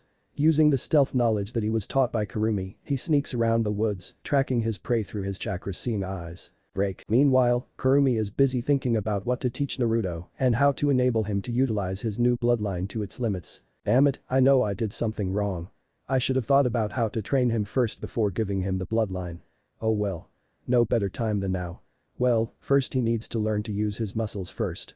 So this is what his schedule will look like, I guess. 0600 to 1000, physical training, using boulders, trees, anything viable. 1000 to 1400, spar with Anbu, requested from Hiruzen. 1400 to 1800, chakra control practice. 1800 to 2200, to jutsu practice, need a tough trainer or training post, teach him the whirlpool fist. 2200 to 2300, rest, aka meditation period. 2300 to 0400, hunting, stealth, tracking training, senses practice. 0400 to 0600, study period. We won't start jutsu training first, only when we have left the village will we be able to start full jutsu and elemental training. He should master the usage of his muscles and body functions first, then we can go to jutsu usage and skills. He needs to be able to tank massive damages just from his skin, bones and regeneration, which will also increase his pain tolerance, though the progenoid glands will take care of the pain sensation. He seems to have gotten used to his new senses, though the capability to see chakra is something totally unexpected. Oh well. That's good that he can see chakra. People cannot hide from him at all, either stealth assassins or chakra using illusions, not that he can be hit by illusions anyway. So better let him get started tonight before next morning. Naruto, I think you can go ahead, catch that rabbit, eat him, and we can begin your physical training.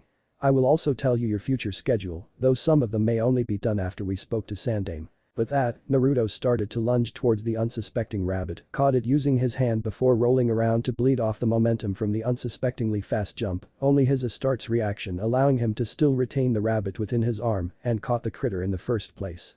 He then stood there, stupefied, with the critter struggling to get out of his strong grip. Holy fucking shit. Did I really do that? That was way cool. Of course. With all the enhancements done to your body, not just that you can do anything and everything faster, stronger and better, your reaction times also drop to an extreme level where even highly trained ninja cannot follow you. Now, go ahead and eat the rabbit, preferably raw. But how am I going to do that? I have no knife or whatever equipment with me. Size, just bite it in the neck. You may get sprayed with blood, in fact, you definitely will, but that is what you need to get used to.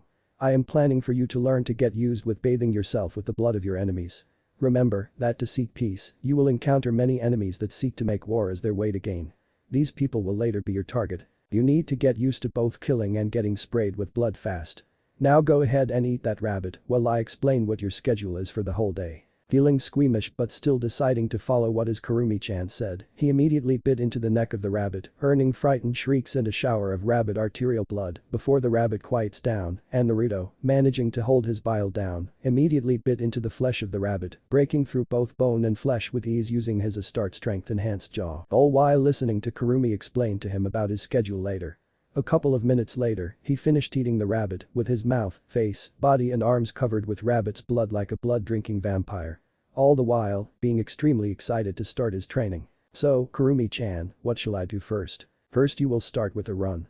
Run around the training grounds for 2 hours.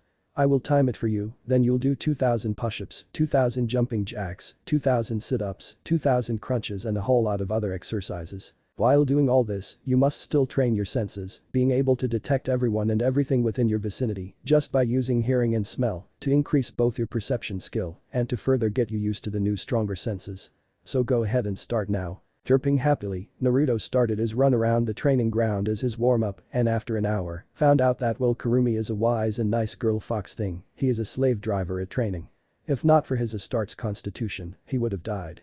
In fact, he realizes that after every exercise that he did, the next exercise would get easier. In fact, by the end, he thought the 2,000 repetitions of the exercises just didn't feel hard to him, so he decided to voice his thoughts to Kurumi. Kurumi-chan, I kinda found out that after every exercise, it seems much easier, like there is no weight at all, so much so that it's like every exercise that I am doing is not making any effect. Is it because of my bloodline again? Yes.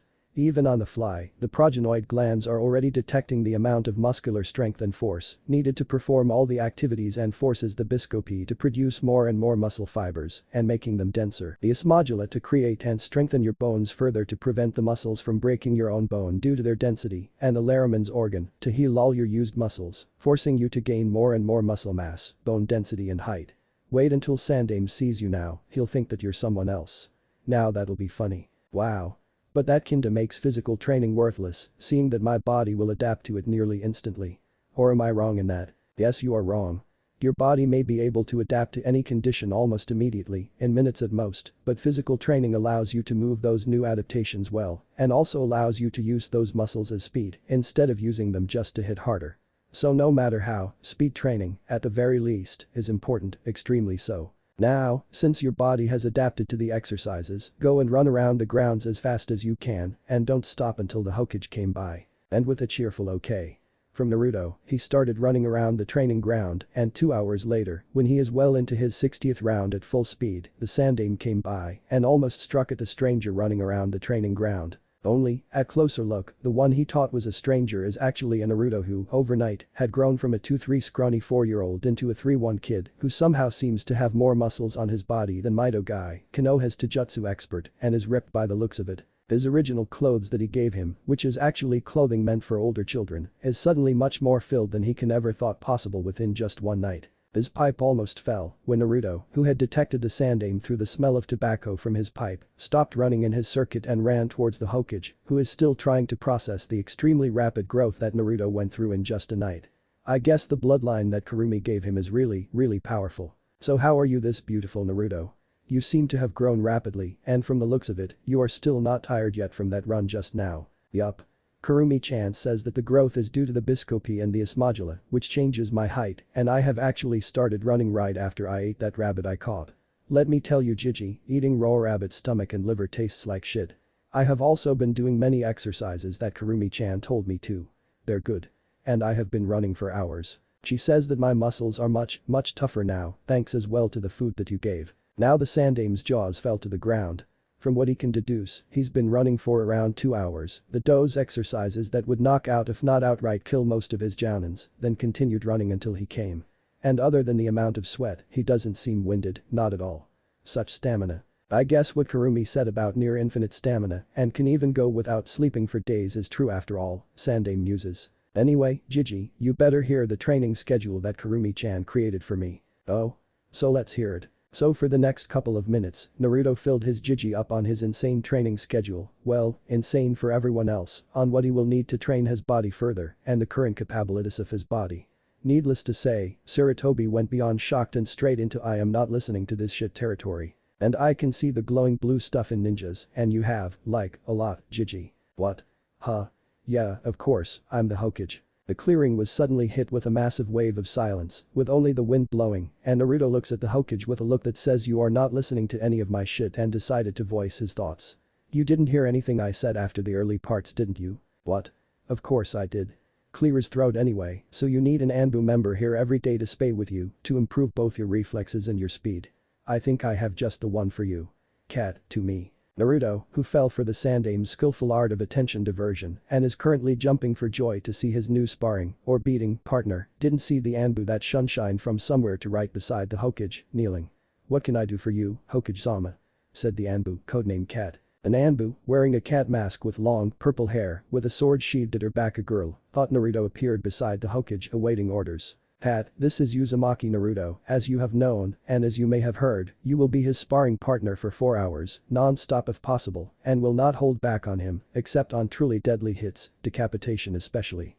Heart stabs, kidney shots, even dismemberments are fine. But Hokage-sama he won't be able to be a ninja. Her tirade was cut short by the Sandame, who raised his hand to stop the protests of the Anbu on the violence level that will be unleashed on the kid. Naruto told me before that his enhanced body will probably have no problems fighting, even with lost limbs and damaged organs.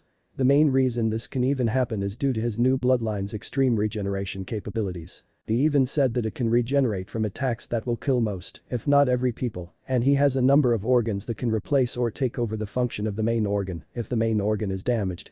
Not just that, he can also heal from near-lethal damages to his internal organs and has the potential to even reattach dismembered limbs naturally, though this is not confirmed. So, do not be afraid about him and don't hold back. Show him what level is he expected to achieve in 1 year. Though if you were to deal a critical damage, please give him some time to heal it first before continuing the spar. Hi, Hokage-sama. I will do my best.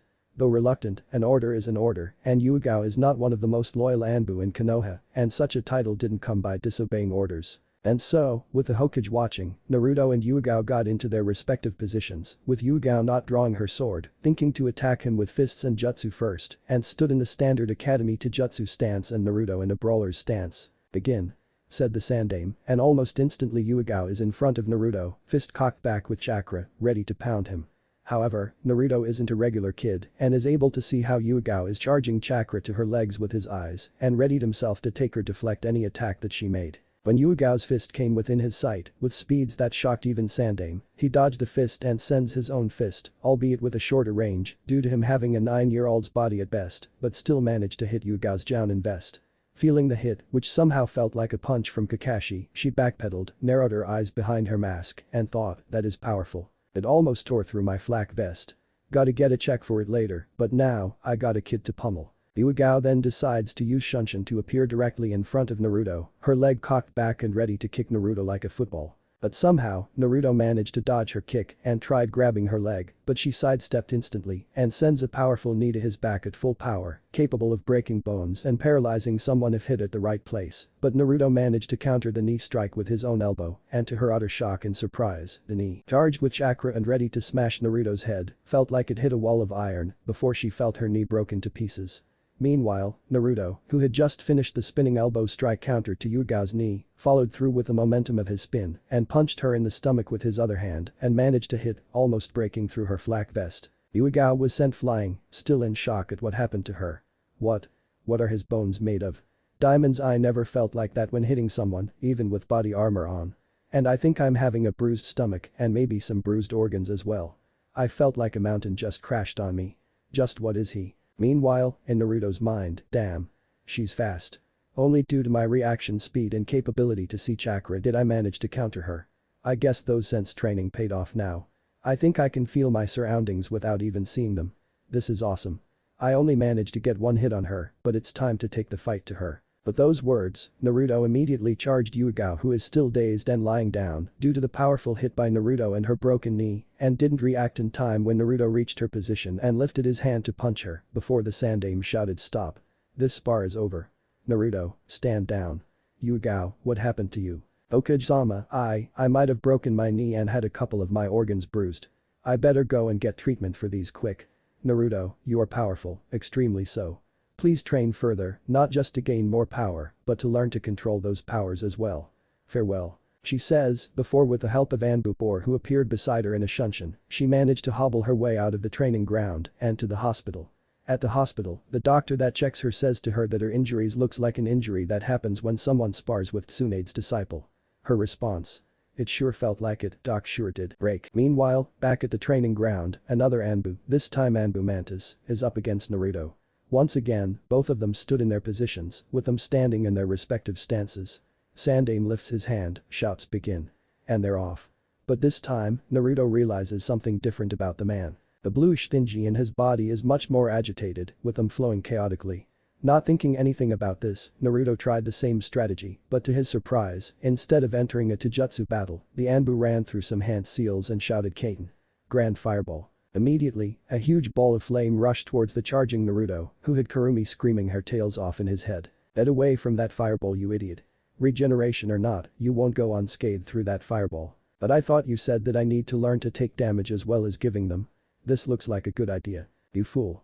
Unless if you have a chakra shroud around you, there is no way that fireball won't harm you. Chakra shroud, wait, I have an idea. Despite all the protests and obscenities that the bijuu screamed towards his mental ear, Naruto gathered his not inconsiderable amounts of chakra, surrounds himself with it and charged the fireball, hoping for the best. Break. The Sandaime, who thought that the Anbu would just use taijutsu, is also shocked when the fireball came out of the Anbu's mouth and is even more shocked when Naruto, who previously shows a reaction faster than most jounins, charged straight towards the fireball. In shock, his fingers are already going through the hand seals for a Doton.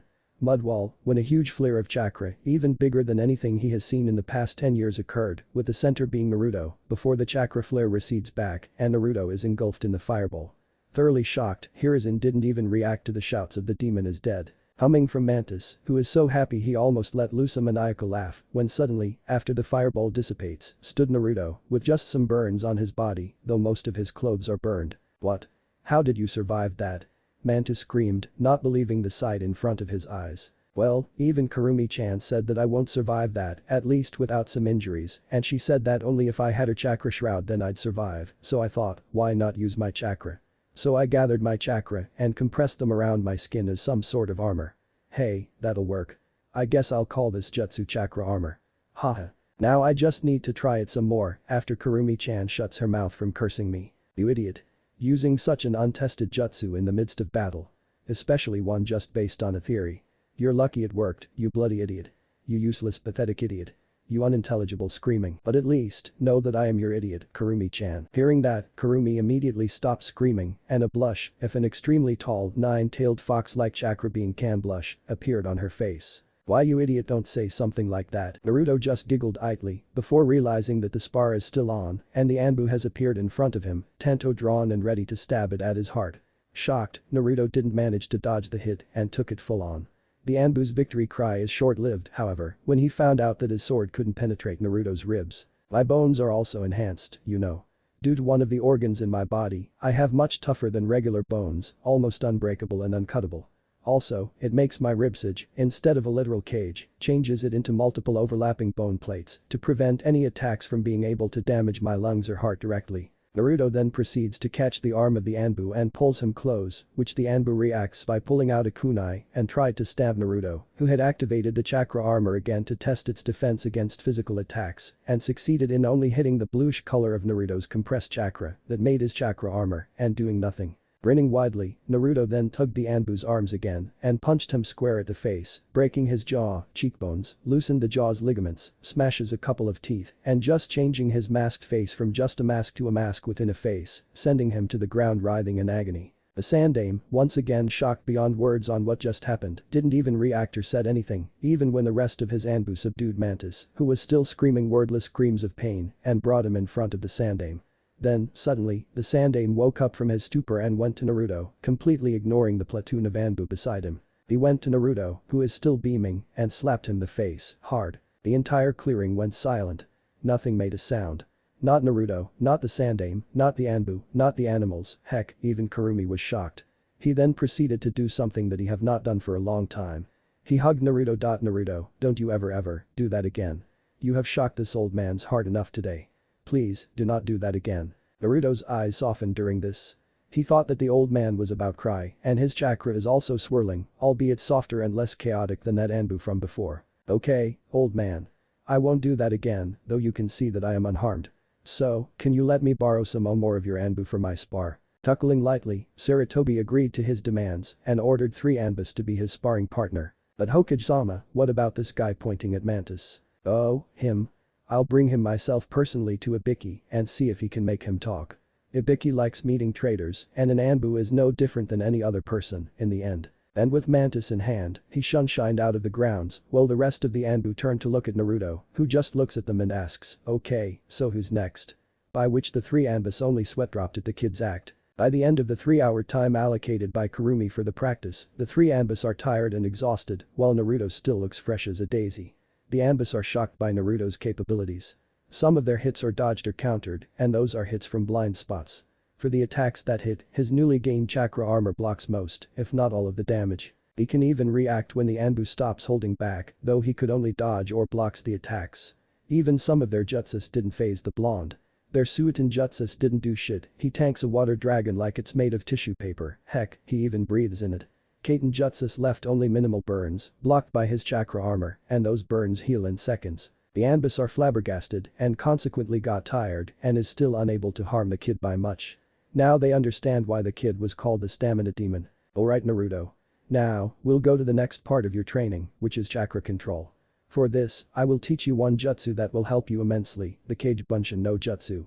This skill will create actual copies of you that dispels in one hit. Though they are good for reconnaissance, they are also good for training if you have the chakra for it, because all that your clone learns, you will too. So this will speed up your training and will have further use in the future, but for now we will use it just for training purposes. I will transfer the information on this jutsu directly to your brain, so prepare for a short headache. Before Naruto could ask what she means by that, a searing pain struck his head, though it lasts for only a second or so before he could feel it disappearing, probably being healed by his Laraman's organ. He then immediately placed his fingers in the special hand seal for Kage Bunshin no Jutsu before shouting Kage Bunshin no Jutsu, while pouring as much chakra as he can into the technique. A second and a massive poof of smoke later, the clearing was filled with hundreds upon hundreds of Naruto clones and he didn't even feel the drain. Wow. That is awesome. There's thousands of me. So what should I do now? Now we'll do the basic academy chakra control exercise first, the leaf sticking exercise. To do this, you and your clones must look for a leaf and stick them to your forehead using only chakra. Too much chakra and the leaf will shoot off, too little and it won't stick. This will be a very hard exercise because the chakra contained within your linker core is probably 3 times as many than Hiruzen's. So this will be extremely hard and will take a massive amount of focus, but it will be a very good exercise for you. After you manage to stick one leaf to your forehead for 10 minutes, then we will continue with the next exercise. All the Naruto clones then proceeds to take a leaf each from a nearby tree and starts to stick them on their foreheads, though the result varies. Some of the leaves just disintegrated, probably due to the sheer amount of chakra placed, some was destroyed, and some rocketed towards other clones. After 3 hours, the clones still didn't manage to stick the leaves to their foreheads, though a couple managed to stick them for a second or two. Break. Alright Naruto. Now on to the next stage of your training, Taijutsu. For this training, I will teach you the Taijutsu skill of your ancestors, the whirlpool fist. This taijutsu is a type of taijutsu that utilizes grapples and holds to easily place seals on your opponents to either disable them or to kill them outright. But they also contain strike moves that can be used during the moment the opponents are paralyzed and/or disabled. And combined with your strength, this can probably break bones and/or damage organs and might even downright kill enemies. And for extra brutality, you can probably tear off you enemies' limbs from their bodies, just for the heck of it. Naruto's face turned green at this point and is about to throw up, thinking about ripping off his enemies' arms and legs while being showered with their blood. But first, you must dispel all of your clones to gain their knowledge, then we can start by making more clones to learn this style, while you will learn to properly punch and kick. So go ahead and dispel all those clones now. Naruto then proceeds to dispel all the clones, which gave him quite the headache, which took longer to heal this time, around 2 minutes, while his head are swamped with the knowledge of all the clones that did the leaf sticking exercise and looking at everything from thousands of new perspective at once. It is confusing, but he is sure that he'll get used to it in no time. He decided to test his current skill with the leaf sticking exercise and managed to stick the leaf on his forehead for about 5 seconds. Considering that an achievement for the day, especially with his almost bijuu level chakra, he created a couple hundred more clones and told a third of them to train the leaf sticking exercise so that they can improve his chakra control quickly, while another third practices the chakra armor so that it flares less chakra and so that he is able to do it subconsciously, while a third will get teaching on the whirlpool fist from the clones of Kurumi within each of them, and Cage Bunshin also splits her chakra so each of them gets a part of her, albeit much weaker. And we will only hear Kurumi Prime speaking, unless necessary. So any Kurumi speech after this is Kurumi Prime, unless said. While the boss whale practices punches and kicks. They pitied the trees, boulders and person that becomes his punching bag later. Break. After breaking a lot of trees and almost deforesting a quarter of the training grounds, Naruto had managed to learn well the ways of punching and kicking people, though he didn't advance far through the katas of Whirlpool Fist since it involves grapples and holds and Naruto isn't much of a fan of patient fighting, but Kurumi said that this will improve his patience and will help when he has mastered seals until he can make them with the use of chakra only, like his father and Mito before him, so he trudged along with the training. And, as Kurumi has scheduled, it is time for his rest, or more accurately, meditation period, though his clones will keep up his training in chakra control, chakra armor, and his taijutsu, or at least that's what he thought, until Kurumi called to him and said something to him that shocked him. Naruto, dispel all of the clones that are learning the Whirlpool Fist and make a new batch. Eh? But why? I thought I need to learn the Whirlpool Fist faster. A new batch will learn something even more important. Meditation. What? You mean learn to sit around in a funky pose and empty our mind? Yes, but that is not all. The sitting in a funky pose meditation is also important in that it teaches you to sit still, to conserve energy like when being on a hunt, and improves concentration and teaches patience, but the second is more important. This is called battlefield meditation. In this kind of meditation, you will learn to be calm and at peace and will not be affected by anything around you, be it a comrade's death, your own limbs cut off, or any shit talks that your enemy will throw at you. In this mode, we'll call it battle mode from now on, you will be fully concentrated on your goals and everything that is required to achieve them. There is no obstruction in this mode, only you, your objectives, and any blocks that stops you from achieving your objective. This is the hardest to achieve, since it means that it requires you to be extremely calm, both from the inside and outside during the heat of battle, ignoring everything around you while at the same time, by using your perception, knowing everything around you. It is a state of contradiction, a state of ultimate calmness, and the mental state of the ultimate warrior. Think you can achieve this, Naruto? Hell yeah. That sounds extremely cool. I will succeed in this trick in no time, believe it. Tuckles then sit down on the ground and said funky pose first and try to meditate. Only by mastering this you can take it to the next level, the battle mode, but for now, just try to meditate and enter your mindscape to meet me. Meet you? But I thought that only you can pull me into my mindscape. That is not true actually. That is just me pulling you in via brute force. This is not actually a good option, though there's no side effect for that method. Now I want you to try reaching me on your own. By doing it yourself, you can have more control over the mindscape. Okay Kurumi-chan. I'll try to do so. After that, he sat down and tried to clear his mind, except that he found out that he can't, and that there's just too many crap flying around in his 4-year-old mind for him to not think of. Seeing her host having a hard time meditating, what with his mind and all, Kurumi decided to give him some extra tips. Naruto, remember this. A mind is like a butterfly. It rests on a flower, but sooner or later, it will fly again. But later, no matter how, it will reach that flower again. And take off. Again and again the cycle repeats. You must not prevent the butterfly from leaving, for the nature of the butterfly is to fly. Try to think about this, and then you will be able to meditate to your heart's content. What is this talk about flowers and butterflies? I don't understand. Naruto whines. Biggles, it is not fun if I gave you the answer directly, and it will not move your mind to its maximum if I were to just give you all the answers to life, won't it? Naruto grumbles, but sat down and thought about it. The more he thought about it, the more he didn't understand a damn thing. Butterflies. Flowers. Flying. What the hell does all those have to do about meditation? The only thing that he knows about meditation is that he sits down in a funky pose, then clears his mind. But every time he tries to clear his mind, he always kept thinking of something. When he tries not to think about something, he kept having thoughts. About his future life, his bloodline, trying to get Kurumi out of the seal, and others. And an hour passed, and he still couldn't meditate to save his life. And so, the next session, which was his favorite session, the hunting and eating section for stealth, starts. Break. And so he tracked a deer trotting around, probably too old for his pack, and is left to die alone, such is the rules of nature. To put a long story short, he managed to catch the deer, though it fought wildly, but a powerful jab from Naruto to his head silenced him immediately. While he is carrying the deer to the clearing, Kurumi decided to talk to him about his stealth training. Naruto, you need to up the ante of your stealth training. Keep chasing animals is good and all, but compared to ninjas, they might as well be toddlers. I suggest that you either ask for an Anbu to help you with your training again, this time without any hitting or punching, strictly stealth, both jutsu and non-jutsu related, as long as it is stealth. For now, we have to make do with hunting animals, though we will need a new, much better target than usual soon enough if we want to improve your stealth skill.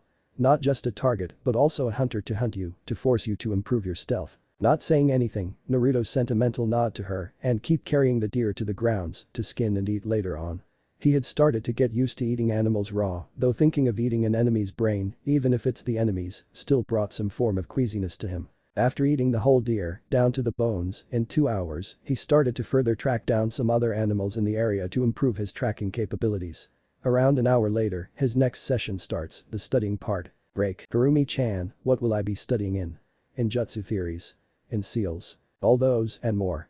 You will learn of the world's history from my eyes, the life of Uzumaki Mido, your mom's life, your dad's Hashirama's, Konoha's history, advanced maths, and a lot more. Now dispel all your clones, and make about 20 clones. Each of these clones will learn different things, while you will create even more clones to create and practice seals, so that you know how to create them, even in the midst of battle. Now go ahead and create all those clones. Naruto complied and made about 20 clones, while the rest prepares the calligraphy set that Sandaime gave him early in the day and started creating all the seals that he knows and tries to get the speed of writing up so that he won't be hindered in battle by his mediocre seal writing abilities. The clones that are currently learning history and maths and a whole host of other stuff all had their face scrunched in boredom. Studying, except if it's on jutsu theory and seals, was definitely not Naruto's forte. But after 2 hours, the day has begun again and Naruto will start to spar again with the Anbus, with the Sandaime watching. All this will repeat again and again and again for a whole year, after which Naruto will be leaving the village and travel around to see the sights of the elemental nations. Break. Time skip 1 year later. Naruto, now 5 years old, but 5'9" tall, with muscles taut as an executioner's rope, harder than logs, and sky blue eyes that seem to pierce the souls of anyone that he looks at, wearing a black t-shirt with orange lining and black pants with orange lining at the sides, together with an orange jumpsuit with a Uzumaki spiral proudly displayed at its back, is getting ready to leave the town, being led out by the Sandaime himself.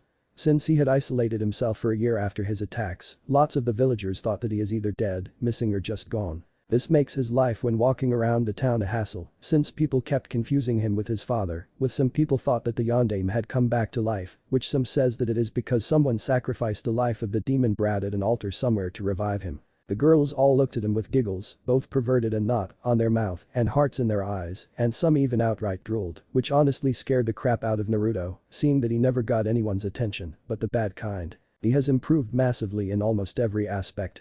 His chakra control is extremely good, especially with his linker core assisting it. He learned the leaf exercise in a week, the tree climbing exercise in 2 weeks, and the water walking exercise in a month. He also combined the exercises together, sparring on top of water while being covered with leaves, and imagine a sniper's ghillie suit made entirely of leaves for hours.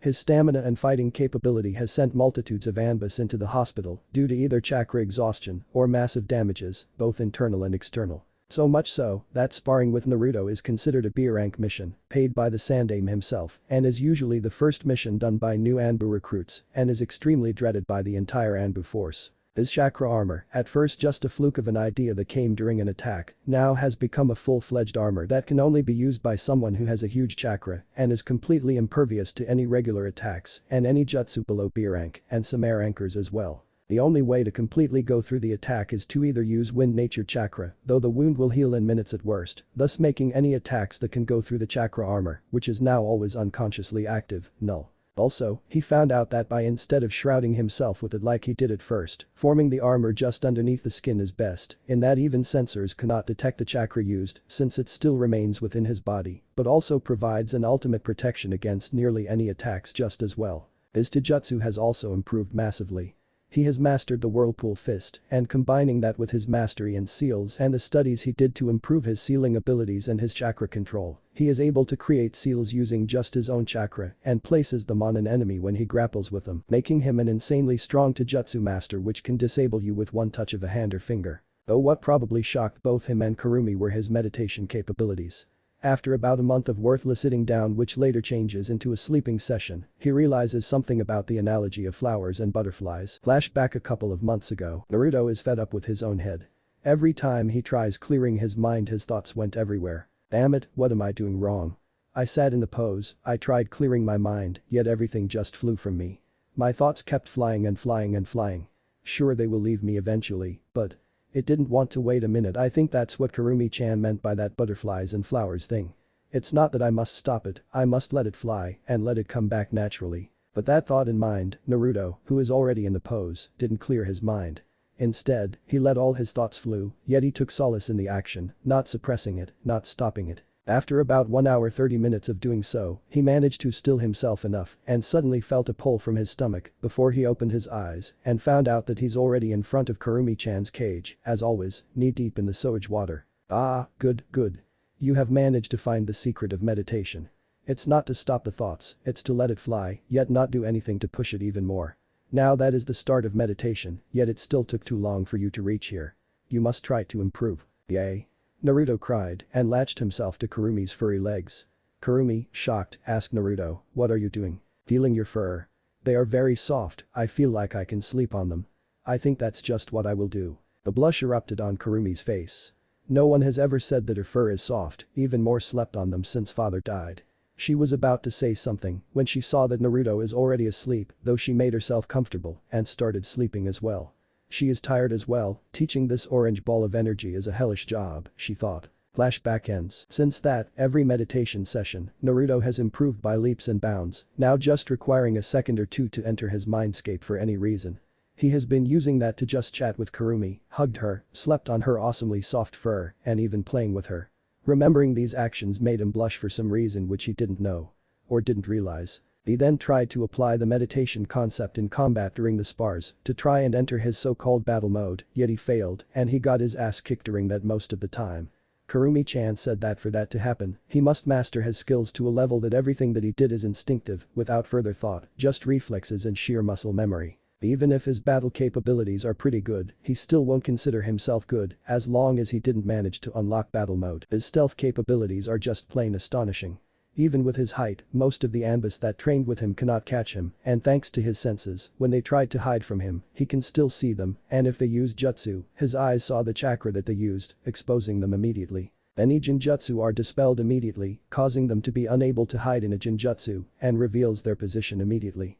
Any attacks, hidden or not, are countered and found out due to his sharp hearing and his capability to go for days without sleep. He also trained with the Anbus and Kurumi on the usage, maintenance and repair of basic weapons like kunai and shuriken, so that when the condition needs it, he won't be left with any weapons choice at all. His studies, although is his weakest part, is enough to pass the academy, and that's it, unless if it involves jutsu theory and seals. His jutsu theory knowledge are off the roof, and his seals are better than anyone in and outside the village, since Kurumi can be considered a seal master, being taught by not one, not two, but three of them, Uzumaki Mito, Uzumaki Kushina and Namikaze Minato themselves. With all this, Kurumi even taught him both Hiraishin and Rasengan, which caused the old man Sandaime to almost went into a heart attack when he saw them. Now, fully equipped with weapons like Hiraishin kunai, shuriken, wires, camping gear, and all the other crap that he thought would be needed, all stored within his jacket and seals tattooed on his arms, he stood in front of the great gates of Konoha and readies himself to leave Konoha for 4 to 5 years on an adventure across the elemental nations, equipped with some gear with no contacts at all, no information and no fried, except for the bijuu sealed in his stomach, which gave him a fuzzy feeling when he thought of her. But the Sandaime at his side, he almost left before he is stopped by the Sandaime, grabbing his shoulder and pulled him into a hug. Be safe, Naruto. Know that you are somewhat like a grandson to me, and if there is any problem that you encounter that you cannot solve on your own, just tell me, and I will be glad to help. Never fear, Naruto. While I'm here, you can ask me for help. This will probably be the last time I see you in 4 years, so indulge this old man with this one hug. Naruto, almost crying, replied, no problem, old man. I will be sure to keep myself safe, and after 4 years, it'll seem like I never left. I will always remember you, Jiji, and know that Kurumi also thanked you for everything that you have done for us before, now and forever. But before I leave, have this. Naruto hands the Sandaime one of his tri-pronged Hiraishin kunai, which the Sandaime responds by asking, won't you need these in your journeys? A loss of one weapon in an unfortunate time might just cost you your life, you know. Don't worry, old man. I have hundreds more where that came from. And I can even make new ones in my journey, no problem. I might even learn smithing and other stuff just for the hell of it. Naruto, please remember that during your journeys, you will undoubtedly find yourself facing the dark side of the world. There are a lot of things that for most, they are better left unknown, but for us ninjas and for those like you who inspire to be one, things like rape, murder, assassinations, and many others will be something that they will undoubtedly encounter, so please, during such an encounter, please, do not lose your essence, what makes you, you. Because if you do, I'm afraid that in your short life, you won't know love and only will know hatred, rage and despair, just what the sage of six paths wanted to avoid. Don't worry Gigi, I will always remember the love that both you and Kurumi-chan showed me. At this, Kurumi blushed horribly and will be the guide for me to base all my actions on, and I will remove hatred from this world and I shall create peace. So for the time being, keep the seat warm for me, old man. I will surpass you and you will have no choice but to make me Hokage. And with that and a hand wave, Naruto starts to walk past the gates, out of Konoha and out of sight. An Anbu escort appeared beside Sandaime, looked at Naruto's disappearing back and said that kid will go far, I'm sure. Sandaime nodded and said true. True that. I have never denied that. In fact, I'm sure he'll achieve his dream. He has stamped his position on everyone's heart and I'm sure that given a couple of years, he'll be a great Hokage. But for now, we all have jobs to do and life must be continued as normal. The Anbu nodded and went back to his position, while Sandaime walked back to the Hokage tower while crying and I'm tears, thinking of the massive amount of paperwork backlogs that he has to encounter back at his office. Chapter ends. Chapter start. Naruto is walking away from Konoha for the last 30 minutes while planning his travel path. Let's see, I don't think I can travel to Iowa without the people there immediately trying to kill me, because I look too similar to father, which is good sometimes, but sucks most of the time. I think I'll go to Suna first, passing through river country, then I'll head north to earth country, but won't go to Iowa, instead, went around it and then enter Taki. Then I'll think further. Now, onwards. So, plans made up, Naruto went on the direction of river country to the west of fire country. But then, Kurumi piped up from his mind. Naruto, traveling to see the world is good and all, but you must remember that one of the main reasons for this trip is to train you. So, we'll break camp every evening, and you must place chakra suppression seals and anti-detection seals over the perimeter of the camp so that we can train in peace. But make sure the area is large enough, we don't want your clones to end up in a tight place. Sure thing Kurumi-chan. Now I'll continue walking. With his bloodline's capabilities, he didn't so much as walked as ran full speed towards river country, with nothing but everything that he has on him and his seals. Not to mention, to further train both his speed and muscles, he had auto-adjusting resistance and gravity seals placed on him. The seals auto-adjusts in that once they detected that the user has already exceeded the seal's resistance, they will increase themselves automatically without requiring any physical adjustments from the outside. So, his journeys also help improve his speed and strength. Naruto was running around the path to a nearby town when he heard a scream coming from the path ahead. He immediately disabled the resistance and gravity seals and dashed forward towards the source of the screams. What he saw made his blood ran cold. A trade caravan, with all the caravan members tied up, with some of them dead, their decapitated heads mounted on pikes along the roads. Naruto's eyes saw that there are around 50 highwaymen, 3 heads on pikes with their bodies not far away, 10 tied people, screaming and crying, and what angered both him and Kurumi the most. A girl, not older than 15, about to be raped by 3 bandits. Naruto-kun. Kill them all. Do not let them survive. They tried to force themselves on the girl. Do not let them. Kill them all. The change of honorific went unrealized by both of them, with Naruto focusing only on saving the girl and Kurumi focusing on preventing said heinous act from happening. Naruto immediately dashed forward at blinding speed, faster than what most people can't see, and faster than even some jounins, and reached directly in the middle of the 3 would-be rapists, who was in the process of tearing off the girl's clothes.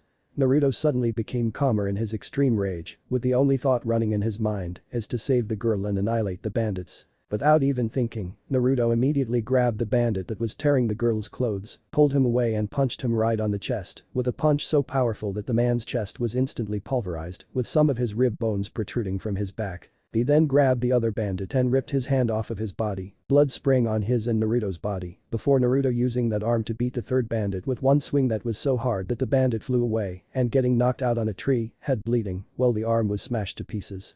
All this occurred in 10 seconds, such as Naruto's speed. The rest of the bandits, who previously was busy cheering their compatriots who are about to rape the girl, decided that they have numbers on their side and immediately charged Naruto, bellowing war cries and shouts of vengeance.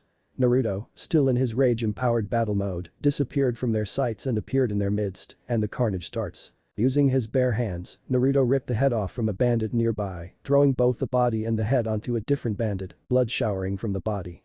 Another bandit had his chest pierced by Naruto's empty hand, his heart immediately destroyed. Another took a literal ball-crushing kick, a roundhouse kick from Naruto snapped the neck of another, sending him flying into another bandit. One bandit's spear got shoved into his own head through the bottom of the head, sending brain matter everywhere. Another's sword was used by Naruto to decapitate 3 bandits before the sword itself broke due to low maintenance. Naruto was death incarnate, whirling in the midst of the bandits like a tornado, killing, dismembering, decapitating, all with his bare hands. By the end of the very short 3-minute battle, all the bandits are dead in extremely gruesome ways, with Naruto himself showered in blood, though the self-cleaning seals within his clothes will take care of it later. Then Naruto broke out of his trance and saw the carnage that he caused. He immediately puked and fainted and ended up in his mindscape right in front of Kurumi's cage. Wanting some comfort, he ran, tears flowing from his face, into the awaiting arm of Kurumi. Kurumi-chan. Sniff, I killed them all. In brutal ways.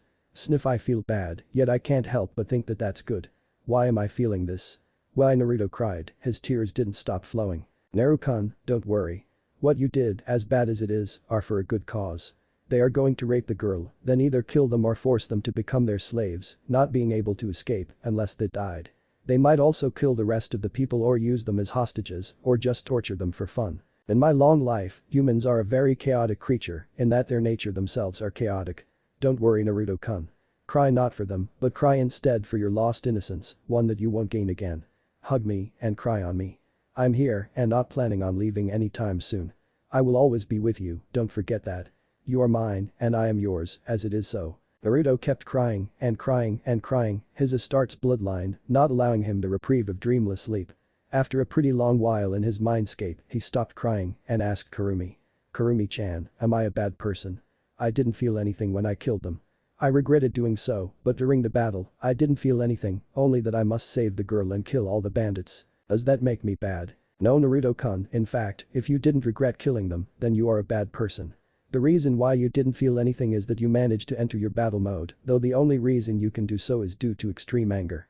We must train you some more so that you can use it without any external stimulations. No, Naruto. If you didn't regret killing them, but instead find enjoyment in doing so, then you are a bad person. In the work of a ninja, killing is not just unavoidable, but necessary. Sometimes you will be ordered to poison someone, sometimes just killing them by any means, sometimes you even need to frame someone else for a kill that you did, but know that it is necessary. But learn to deal with them and never let go of the regret and the feeling that it gives, for if you do, then you are no longer a proper human. No matter what, a life is precious and any kills is a bad thing. But the act is necessary, it's just that whether you regret doing it or not, that will determine your humanity. Thanks, Kurumi-chan. I needed that. I think that was my first kill. And that hits hard. Anyway, I promise that I will visit you here more often. For now, I need to wake up and check the conditions of the rest of the people. See ya. And with that, he was gone from the mindscape, which caused Kurumi to think about what she said to him before and blushed horribly. I called him Naruto-kun. And I said that he is mine. And I am his. Did he even realize that? I doubt that, he is too busy wallowing in his first kill to recognize or remember what I just said. But what I said is true and I will still consider it true, and even if he remembers and asks me about it, then I will say it to him. I am falling in love with him and I hope that he does to me as well. Break. Waking up from his fainting spell, he found out that he was cleaned by the people of the caravan before he heard a shout of "He's awake."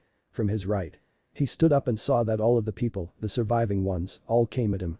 A guy with short hair and a round, chubby face and a pretty expensive kimono greeted him. Greetings, sir. Arashi. Naruto decided to not tell him his real name in case it might cause him to become known later on. He wished to keep a low profile, after all. Ah, Arashi-san. We are extremely grateful for you for saving us from the bandit attack just now. You fainted in the pool of your own vomit with your body covered with blood, so we cleaned you up, though for some reason your clothes cleaned themselves up suddenly. Thanks. May I have your name? And what about the girl just now? My name is Kanda, and the girl you just saved is my daughter, Kane-chan. No words can express my thanks to you. You don't need to. Any decent human would do something about them. Naru-kun, ask them where the bodies of the bandits are. Kurumi quipped. What for? For you to eat their brains. Before you started screaming at me about eating someone's brains, remember that the omophagia organ allows you to gain their knowledge and their memories, thus allowing you to find the location of their main camp and either rescue any captives that they have or eliminate them all, or both. For them to attack such a caravan, there must be more of them around, and a bandit camp of that size must have been there for a while, and there must be lots of people that they have captured. So it's better to clear off all of them, these scum. Naruto, although disgusted, agreed with Kurumi and asked Kanda where the bodies of the bandits are. After locating the bodies and identifying the one that seems like the leader, Naruto took out one of his Hiraishin kunai and carved the bandit's head, which luckily survived because he only got his heart destroyed with a powerful punch, or at least that's what the damage to the bandit leader's body seems to say. After removing the skull and picking up the guy's brain, with extreme disgust Naruto chews the brain of the leader and swallows it. After a couple of minutes, Naruto was assaulted with a headache so powerful it makes him fall to his knees and grabs his head before a bunch of memories from the bandit appeared in his mind and think of how Alex Mercer and James Heller after they consumed a web of intrigue target.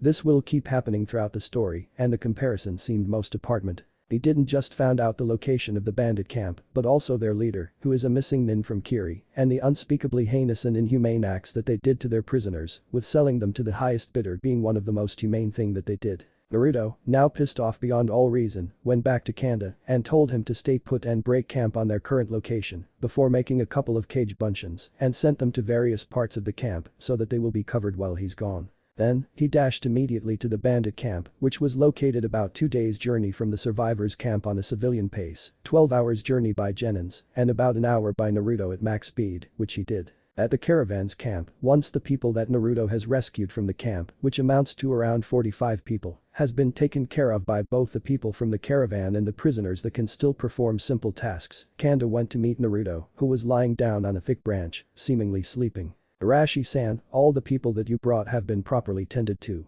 But what should we do now? We didn't have much resource to cater for all these people for long. Then I guess we'll just take them to the village that you're about to travel to before the bandits attacked. How about that? Then I guess that we have a plan of action now. Notify everyone that we'll move tomorrow. I'll create more clones to carry everyone and seal your items inside scrolls. Now I will be training, so don't bother me unless it's really important, Naruto said to Kanda, who then went to relay the information to everyone, and Naruto, who created more clones to watch the camp, which had an air of happiness around it, and went to create his training grounds with many seals as its borders. Alright Naruto-kun. From what we know about your elemental nature that we tested before we left, you have wind, fire and water nature. So, you need to make about 3,000 clones, 1,000 for each type of elemental training, around 500 more for Taijutsu training, around 500 more for seals studies, while you yourself will sit somewhere and listen to me. Shrugging, Naruto made the required number of clones and told them to do what their Kurumi clones told them to do, while Naruto decides to get comfortable and sat down in a lotus position and went into his mindscape to talk to his Kurumi-chan. Break. Naruto's mindscape, which was a sewer before, is now a lush meadow as far as the eye can see, with a single huge tree in the middle, which acts like a home for Kurumi to stay. Kurumi, who is now lying down on the grass and has a collar with a cracked ruby that has the kanji for seal written inside of it, calls Naruto to come towards her, which he did so and starts to climb her back and lied on her soft furry back. Naruto, do you know what the person just now is doing? Naruto-kun, it's time you learned the talk. After that, then you will understand why the act you just saw is extremely vile and must not be done, no matter what. Naruto-kun, when a man loves a woman, and among the extremely emotionally depressed Naruto and the thousands of year old bijuu occurs an event known by most only as the talk, where Naruto learns of sexuality and its effects, which will change Naruto into one of the world's most powerful anti-rapist. 2 hours later, and the talk, as awkward a condition as it is ever given in, is finally over. Blushing heavily, Naruto started to ask Kurumi about the man just now. So that means, what the man was doing is that he forced himself on that girl, and that girl is already too depressed and has lost the will to live. Essentially, yeah. But I can't say that for sure, though that seems about right. Then here and now I will make an oath, witnessed by you, Kurumi-chan. I will kill, without mercy, any rapist that I encounter, especially if they are currently within the act, and I will torture them first and make them pay. They will pay, I promise. Any rapist had better beware, because Uzumaki Naruto is here and he tolerates no rapist. No one. Then here I, Kurumi, daughter of the sage of 6 paths, the 9-tailed bijuu, bear witness to the oath of one Uzumaki Naruto, my future mate, to not give any quarter to any rapist. So shall the oath be, and so shall it stay, until the end of time. After calming himself down, Naruto asks, so what am I supposed to train in now? You must train further in trying to unlock the BM. Currently, the BM is only unlocked in moments of extreme rage and anger. By being able to utilize this skill to its maximum at any time, you can battle anyone and anything at your maximum capability without any blocks, both mental and physical. Now, you must try meditating during battle for this mode to happen. Also, once your clones manage to properly perform their respective elemental exercises, then I will start to teach you jutsu. Nodding, Naruto continued his training under the guidance of Kurumi, while his clones are busy doing elemental chakra composition training.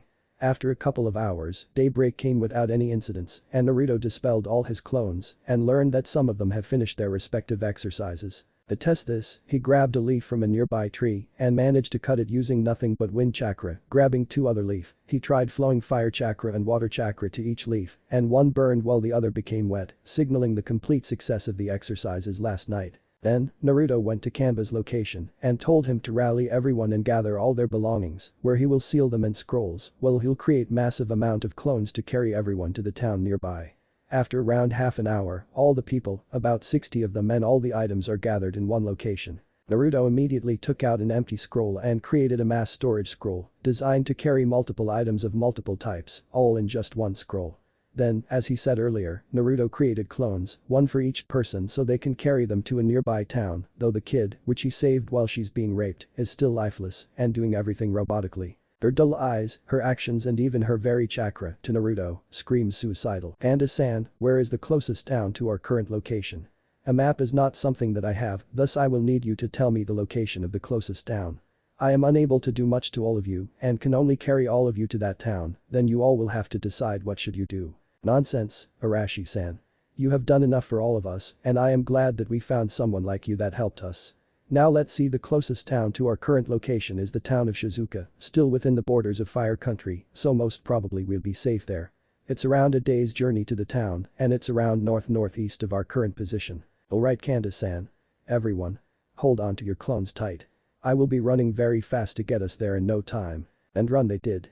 Clones of Naruto ran faster than anything the people had ever known, through the beaten path, through the forest, and even on a river that crosses their path. The people he carried all screaming in excitement and some in fear, they even forgotten their capture and subsequent torture and life at the hands of those bandits, except for the kid who was hanging on to the real Naruto lifelessly, not making any sounds, and not even so much as looked elsewhere. Looking at this, Naruto frowned, though there is not much that he could do, not at this time. Break. In just 4 hours of non-stop running and or tree hopping, they have reached the town of Shizuka, which was a small peaceful town, though there are not many people there. He places all the people that he carried on the ground close to the town and told them to walk back to the town, some of them falling down due to lack of use for their legs. Some of them are even hugging him in happiness, saying that Shizuka is the town where they came from, while the rest will have to look for some other method of transportation to get back to where they're from. The girl didn't make a sound, none at all. Naruto frowned, but before he could say anything, Kurumi said within his mind. Naruto, some people are just too late to be saved. In life, that is one of the facts that, as hard as it is for us to accept, is still a fact of life. You can also never save everyone, either from anyone else or from themselves. No matter how much you fought against this fact, the truth is, sometimes, it is better not saving some people that didn't want to be saved and focus on saving those that want to, rather than trying to save everyone at the same time. It is a morbid thought, but an undeniable one nonetheless. Naruto tried to accept this fact, oh he tried, but he just cannot accept this one simple fact of life. Due to that, he tried everything he can to cheer up the girl, but nothing worked. But then, when he was taking the girl to the center of the town, a pair of husband and wife ran at him, screaming. Hana. Oh, my Hana. You're safe. Oh Hana. Cried the woman, who hugged the girl tightly, tears of joy falling out of her eyes like a waterfall. After a while, the husband joins in, together crying, but the girl, now known as Hana, still didn't make a sound. Until she somehow moved her head, looked at her family, and cried, the tears held back for who knows how long finally pouring out of her eyes without restraint and without any signs of stopping, while hugging her mother as tight as possible. Naruto, watching this scene, turns back and tried to walk away before he heard someone calling him. Sir, are you the one who saved my daughter? Asked the man. Yes, though I won't count her as saved, not as of yet. She will be in a very hard life and you'd better remember that she's been in a lot of pain, probably more pain than any other person her age should go through. She is very badly broken and I fear for her mind. Please love her until her end and hope that you can heal her of her mental scars. I may not want to know this, but what was happening to her when you found her that made you speak of such things? When I met her, she was being raped by a bandit in a camp. At this, the father's face paled. I know not how long has that been continuing, but I immediately killed the man in a most brutal and horrifying manner, and so do I cleared the whole camp. Consider that as a minor form of revenge that I can give out for your child. Thank you so much for saving her, Mr. Arashi. Call me Arashi, from Konoha. Arashi-san from Konoha. No words can express how much is my feelings of gratitude towards you for saving my daughter. She is my only daughter, the sun of our lives. Do not thank me for what a decent man should do. Instead, you can thank me by taking good care of your daughter and make sure something like that never happens again. I will take your advice, Arashi-san. Please stay in my house for a day before you continue on your trip. From your clothes, I'd say that you are a traveler. Thanks, but I do not think so. I will continue on through my journey and will leave you. Do not feel as you owed me anything for an act a good man would do. Anyway, I will take leave now and may many blessings fall on your family after this catastrophic disaster. Farewell. With that, Naruto turned away and walked from the family, thankful that the girl has managed to cry out her pains on the shoulders of her family. The wife then asked the husband, "Dear, who is that man? Did you get his name?" While still rubbing the back of their crying daughter. "His name is Arashi, from Konoha. And he didn't want anything from us. He just saved our daughter from a fate worse than death and he asked for nothing. I have, and probably never will, meet any person more honorable than him." They both then sat in silence, one hugging their still crying daughter and one watching the back of the man that saved their beloved daughter. Unknown to all four of them, the girl gets pregnant later on due to the raping that she endured and gave birth to a baby boy that she named after her savior, Arashi, who was cared for by the whole family and made sure that the boy is loved and not hated. Break. Naruto then walked back to where he left the rest of the caravan and the people that he rescued and talked to Kamba about his caravan. "Amba-san, so what happens now? You have safely reached the town and doesn't seem to be able to leave for a while. So, any plans?" "None for now, Arashi-san. I would like to sell my wares here and have the carpenters here build me a new caravan and then continue on my journey to sell my wares. Your kindness will forever be noted, Arashi-san, and for that, I thank you. About that, can you help me with something? I'm on a journey, yet when I started, I did not think of having a map for me to use. Can you sell me a map? The loot that I gained during my raid on the camp didn't get me a map, though I did get a copy of Kiri's bingo book." He added the last part in his mind. "Of course. I will gladly give it away to you as thanks for saving us. Though it is not much, don't worry. That is enough. I don't think I need any more. Now I will take my leave from this town and continue on my journey." Turning around, Naruto then walked away from the caravan and walked away from the town and out of everyone's sight before tree hopping to another destination, one that no one knows. Break. After his stop in Shizuoka, Naruto continued his training journey, traveling for 12 hours and training for another 12 and resting only on the weekend in an 8-hour sleep, with which he continued to visit Kurumi, to talk, to chat, and even just to sleep on her. Along his journey, he trained himself in various elemental jutsu, completed all his elemental training, and even improved his shadow clones, so much so that he didn't even need hand signs for them. Massive number of clones trained every day into jutsu, elemental recomposition and seals, even trained in elements that are not his main, lightning, earth, while he himself tried to achieve the elusive BM. Days upon days passed without any further troubles, and one day, he found out that towns, cities and certain places had bounty boards where people places various missions and bounty hunting missions. On the urgings of Kurumi, he decided to pick up some of the missions, mainly bandit exterminations, finding missing person, or even missing nin hunting. During the bandit extermination missions, Naruto shows that he really intends to keep his promise. BM or not, he killed the bandits, especially those that he caught raping with extreme brutality. Limbs are torn, bodies mutilated beyond reason, entire camps annihilated. For some of the camps, the prisoners have been slaves for so long that it's all they knew and they've lost hope, so much so that they are not even alive for the most part. In the end, he's forced to mercy kill these people to end them of their misery. During these moments, Naruto usually gets so angry that not just he started drawing on Kurumi's evil chakra, he absolutely crushes the bandits without any restraints, destroying them utterly, and sometimes not even bodies are left. During these moments, he usually ended up on Kurumi's fur, crying not for his own sake, but for the innocent lives that he was forced to take due to them being so broken and hopeless. Also, another thing that he found different was his feelings towards Kurumi. She is always there, to comfort him, to teach him, to just give him a massive hug, to be his friend in need, and to be his greatest confidant. During times when he was sad, like after a mercy kill, Kurumi hugged him in her massive tails, whispering words of comfort and calming him down. During happy times, she celebrates with her, like if he learned a new jutsu. During times of great rage, like when he saw someone trying to kill an innocent or trying to raid an unassuming caravan, she rages together with him. During times of extreme boredom, she is there, telling him stories of her adventure, or just even being someone to chat with. After a certain amount of pondering, he realized something. She is the best life partner that he can have and would want her to be at his side until he dies or until the end of time and would be at her side as well, come world's end. Also, due to Naruto's BM training, he somehow becomes bipolar for no reason.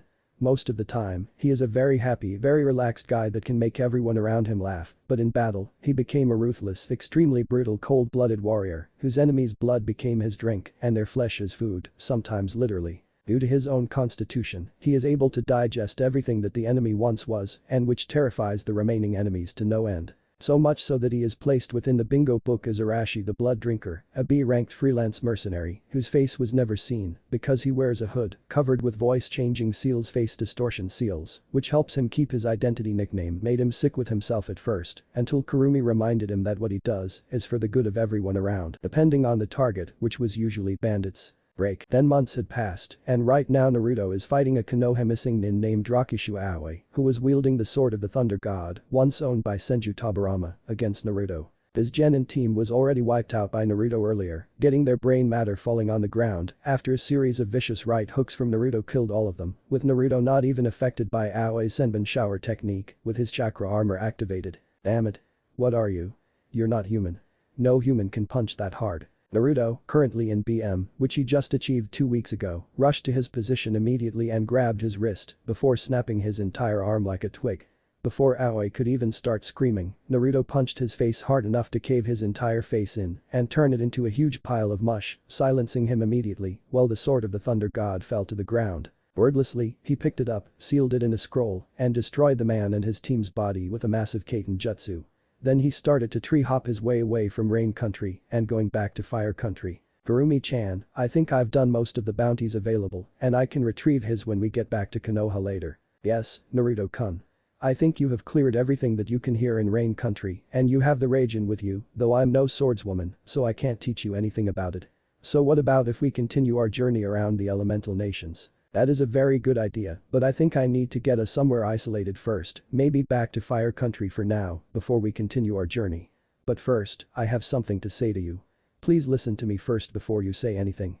Said Naruto, with a huge blush on his face, while he stopped at a cave close by and started preparing his usual complement of seals to hide his location. Kurumi, feeling weird about this one particular thing that Naruto was about to say and why they broke camp much earlier than expected, just sent Naruto a mental nod and lied down on the grassy plains of the mindscape. Feeling the nod, Naruto immediately sat in a lotus position and immediately appeared in front of Kurumi's snout. Kurumi-chan, I can't help my feelings on this. You have been my most faithful companion, one who has been at my side for either good or bad. You have been my teacher, teaching me all the things that I did not know or improved on the things that I do know and has been my partner ever since I found out about you. You have also been my best friend, sticking with me through thick or thin. I don't know what else to say. I love you, Kurumi-chan. Naruto cried and then grabbed her muzzle before kissing her gigantic snout. Kurumi was shocked. No, she was beyond shocked. There was no way she would have predicted this. She didn't expect him to fall in love with her. Naruto-kun, I loved you too. For a long time. Not just because your parents arranged you as my future mate due to your ancestors' promise, but also due to the qualities that you have shown to me about you. You did not kept your innocence, though you still cried for both your enemies and the ones you need to deal a mercy kill to. You also showed that you still retain some manner of chivalry in that you didn't take assassination missions, which you know that you can handle it without any problems. I loved you, Naruto-kun, not just because of what you are, but also because you are one of the most honorable person that I have ever met and with my long life, that's saying something. I do not regret taking you as my mate, Naruto-kun, though I still wonder what made you confess to me and what made you think you love me. I realized nowadays that when I was doing anything, the only thing I can think of is your face, your gentle voice, your fur's soft caress, and everything about you. So, after pondering about it for a while, I figured out that I must have loved you, since you are the only thing that I can think of in my mind. Naruto-kun, she cooed and licked his face, which due to her size, causes him to get flung away from her and fell somewhere on the lush meadows of his mind. Hey. What's that for? Naruto shouted, his whole body covered in Kurumi's saliva. Well, you kissed my snout, so I think that the only way to repay that is to lick your face, though I miscalculated the strength of my lick giggles. Naruto just sighed and went back to her body. You know, Kurumi-chan, I can never stay mad at you for long. You have done so much for me, and if you want to lick me some more, then go ahead. I won't stop you. Kurumi giggled again, a sound that Naruto thought heavenly, and started to chase Naruto to lick his face again. This cute game of cat and mouse between a chakra creature the size of a small mountain and a human continues for a while, before she just said this and whisked Naruto with her tails to her head and places him there. Naruto, you should bring us to a location that is somewhere hidden from both friend and enemy. I have accepted you as my mate and there are just 2 more things to do before you are considered my true mate. Naruto nodded and took out a map, the same map that he got from Canva, now extremely worn, but containing notes and sketches about locations, new settlements, bandit attacks, and many others. He finally decided on a place, a huge clearing with a cave that he uses once in between grass country and fire country. Break. Taking 3 days to get there, Naruto set up the seals, though Kurumi asks that the usual anti-detection and repelling seals be enforced with multiple chakra suppression seals that can stop bijuu level chakra from escaping, and that the area for the seal defenses must be much larger than the ones he usually places. Confused, but willing to follow the orders of his love, he did just that, made some clones to settle out the area around the cave before entering the cave himself, removed all his clothes, sat in the lotus position, and immediately met Kurumi. Kurumi-chan, what do you mean when you said that there are 2 more things to do before I am considered your true mate? Father said that for someone to become a bijuu's true mate, you must accept all my power and clear it of its hatred with your love and become a hanyu, half-demon. Only then will the world be rid of the juubi completely. The reason why I need the chakra seals placed all around the campsite is so that no one outside would feel the release of chakra and so that the process can be completed without anybody bothering us. I see. So what should I do now to cleanse your power? Just look into my eyes and I will send the power into you, with which if your love to me is false, then you will probably die in agony due to the upsurge of hatred and anger that will come with my powers. Then I will do so. I will show you that my love is not fake and that I will take all your hatred and cleanses it with my love. Naruto, ever the hot-headed headstrong person that he is, looked straight into Kurumi's eyes, not even blinking. Chuckles very well Naruto-kun, I will start the power transfer now. Do not stray away from my eyes. Suddenly, a thick miasma of crimson chakra from Kurumi bubbled around her and rushed towards Naruto, and suddenly, Naruto felt that he was pulled into another plane of existence. His body felt like it's being crushed and pulled like a piece of freshly made ramen before he blacked out. Break. Naruto woke up with a gasp and saw that he is in a world of pure white. A blinding white as far as the eye can see, which made him felt like he was walking on the ground while watching the sky at the same he suddenly felt a pair of eyes on him and immediately turned and tried taking out his kunai from the seal on his sleeve only to realize that he is only wearing a regular white shirt with a pair of pure white pants. As he was puzzling the mysterious disappearance of his clothes, the eyes that he felt on him just now immediately became a body, one with weird horn-shaped hair at his head, purple rippled eyes, a shakujo in hand, and a cloak with black shirt. Turning around, Naruto saw this person and gasped, the Sage of 6 Paths. Correct, young one. It seems that many eons have passed since my time. Tell me, what has happened to the world that I saved and the teachings that I passed down onto the people? Great Sage, it is with huge regret that I must tell you of the happenings. The world now uses your teachings, known as ninjutsu, not to help each other, but to kill each other. They have also forgotten your teachings, and barbaric people still exists at this moment, and as sad as it is, I fear that I am one of those barbaric person. My hands are stained with blood, both the innocent and the guilty, and no amount of washing can clear my mind of both the guilt and the sin of killing these people, some whom I consider deserves it, while some other which is innocent, but just happened to lost hope on living, causing them to be better off dead. I wished for peace and the end of hatred, and yet what I cause is bloodshed and turmoil. The sage, to Naruto's surprise, chuckled. You are still young, child. But even so, I can see that your heart is in the right place. Now let us go to the real reason why I am here. Feeling curious about that as well, Naruto listened well to what the great sage was about to say. I actually tore off a part of my soul when I created the bijuu to act as their consciousness and their part of the soul. That part will later grow to be their own soul each and will not be able to revive me, not by any means. But, the soul shards has one final function, which is to judge the person that each bijuu chooses to be their mate, and to check whether or not that person is capable of cleaning the hatred of the juubi from the bijuu's powers, by which if I deem them unworthy, they will immediately die and their soul be consumed by my soul shard to empower me to re-administer this test to the next person that each bijuu considers their mate. Now, I will test you, your determination, your will and your love towards Kurumi. You don't need to prepare yourself.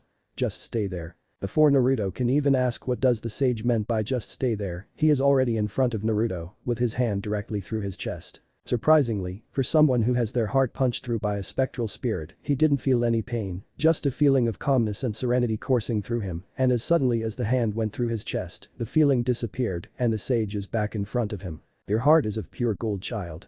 With what you have been through, you should not even survive the first 2 years of your life, yet what it only does is that it strengthens your resolution to achieve peace and to love what can be loved and hate what can be hated. Your love for Kurumi is also as pure as spring water, and I detect no falsehood coming from your soul itself. And for that, I approve of you as Kurumi's mate. Take care of my daughter well, and pass this to her. I will always love her, whether or not she was being controlled by my descendants. May my words bring peace to her heart. The sage then appeared in front of Naruto, whispering creation of all things, and Naruto then suddenly felt that his sheer essence was struck with blinding agony, and then he knew no more. Break. At the real world, Naruto's body, which was naked and in the lotus position, suddenly pours with thick blood-red chakra covering his whole body and burning his skin and everything around it.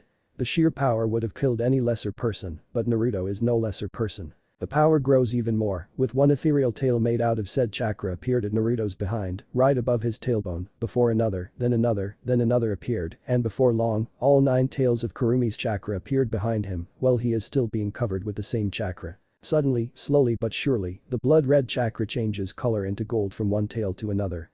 Each tail takes one whole day to turn from blood-red to a blinding gold, taking 9 days entirely. Another day was taken to change the chakra cloak's color from blood red to gold, and now, instead of the damaging and vile chakra that covers him, a golden hue, bright as the sun, covered his body with 10 chakra tails, lazily swaying behind him, that brings a feeling of life and joy. And as suddenly as it started, the gold chakra suddenly recedes into Naruto's 6'1" naked body, which as suddenly grew a pair of fox ears on his head, and 10 1.5 meter long white-tipped golden fox tails grew from behind his tailbone, while a strange golden fox-like mark appeared at his chest, right above his heart. And suddenly, the gold chakra flared again, before it moved away from Naruto's unmoving body, and slowly shaped itself into a slim feminine body, before coalescing completely into a naked woman, 5'5" tall with long bright red hair, round face and blue eyes, with a medium-sized breasts, not too big, yet not too small, long, slender legs and a toned stomach. But what is the most surprising is the pair of fox-like ears on her head, and the 9 1-meter long white-tipped golden tails that appeared at her back, and the golden fox mark that appeared on her on the same place Naruto has his mark. She woke up first, and looked at her body, and shouted, "Why am I outside? And naked? Where's Naruto?" And from now on, Kurumi and Naruto, unless they went into their full demon form, will talk like regular person. She turned around and saw a naked Naruto with the same extra appendages as she did, still sitting in the lotus position before a breeze came in, and she shivered and scooted closer to Naruto and hugged him, enjoying the warmth his enhanced body provides her. She remained in this position for a while, until Naruto slowly opened his eyes, watching everything around him in deliberate slowness, tears falling unbidden, before realizing that someone is hugging him and the 2 globes of flesh at his back. He turned his head around, and what he saw made him shocked, and asked just one question, "Mom? Mom? What do you mean by mom? You're not mom? Then are you Kurumi-chan? Because you look just like mom. Here. Take a look." Naruto unsealed a pocket mirror and showed it to Kurumi, who looked at a reflection within the mirror and gasped. "What the hell, father? I look just like Kushina-chan. You old man. Are you trolling me here?" Somewhere in the pure world, an old sage was rolling on the floor, laughing his ass out due to the final prank his soul shard played on his daughter. Damn that old man. Even during his death he still wants to prank us. Damn it. But at least I have a human form now. And Naruto, how do you know I look like your mother? Well, it goes like this. Flashback a couple of minutes ago within Naruto's mindscape. Naruto woke up and saw that once again, he was in the white space. Watching the white borders again, Naruto screamed. "So is there anything else you wanted to talk to me? I thought you were done testing my heart." "Not quite, Naruto." Naruto whirled around, knowing that there are no enemies within the space, but what he saw blows his breath away. There, standing with all the might and pride that they have, stood Namikaze Minato and his wife, Uzumaki Namikaze Kushina, Naruto's parents. Minato's spiky blonde hair, as spiky as ever, and Kushina's long bright red flowing hair, these are the features that Naruto remembers the most from their parents. Looking at them, Naruto said, "Mom, Dad," and ran at them, hugging them like his life depends on them, even with his 6'2" height, which makes hugging difficult. "Naruto, my son, you have grown well. I didn't Actually, Dad," Naruto interrupted, "I'm only 6 years old." "What? How are you so tall?" "You're 6, what has Kurumi been doing with you?" Kushina screamed. Then Naruto started to explain what happened since he first met Kurumi, what she has been teaching him, his new bloodline, his training, his journeys, and what he did during those times. Needless to say, both Kushina and Minato are stupefied at what their child went through in his extremely young age. Then he was hugged by both Minato and Kushina at once. "Oh Naruto, know that I didn't meant to place such a burden on you, but I know that you will be the one to remove the world of hatred and bring peace. Make sure that you do that, okay? This will be the last wish that I will place on your shoulders," said Minato, before he starts to disappear in flecks of light, still smiling to his son. Dad. Naruto, who was in tears by now, is hurriedly trying to pick up the pieces of his father, to no avail. He then slumped in tears on the white room, with his mom hugging him immediately. Naruto, the only reason why we're here to see you is that we sealed part of us, Minato his chakra, and me my soul, within the seal, so that we can appear to either guide you or stop you when you tried to pry open the seal completely, especially during times of extreme anger. We hope that time never came, and it never did. The reason why you are seeing us here right now is because the seal was broken completely and my spirit and your father's safety measures kicked in, though not for the reason that we envisioned, which is good. We can sense that we are no longer needed and our time here is up. No, Mom. Don't go. No please.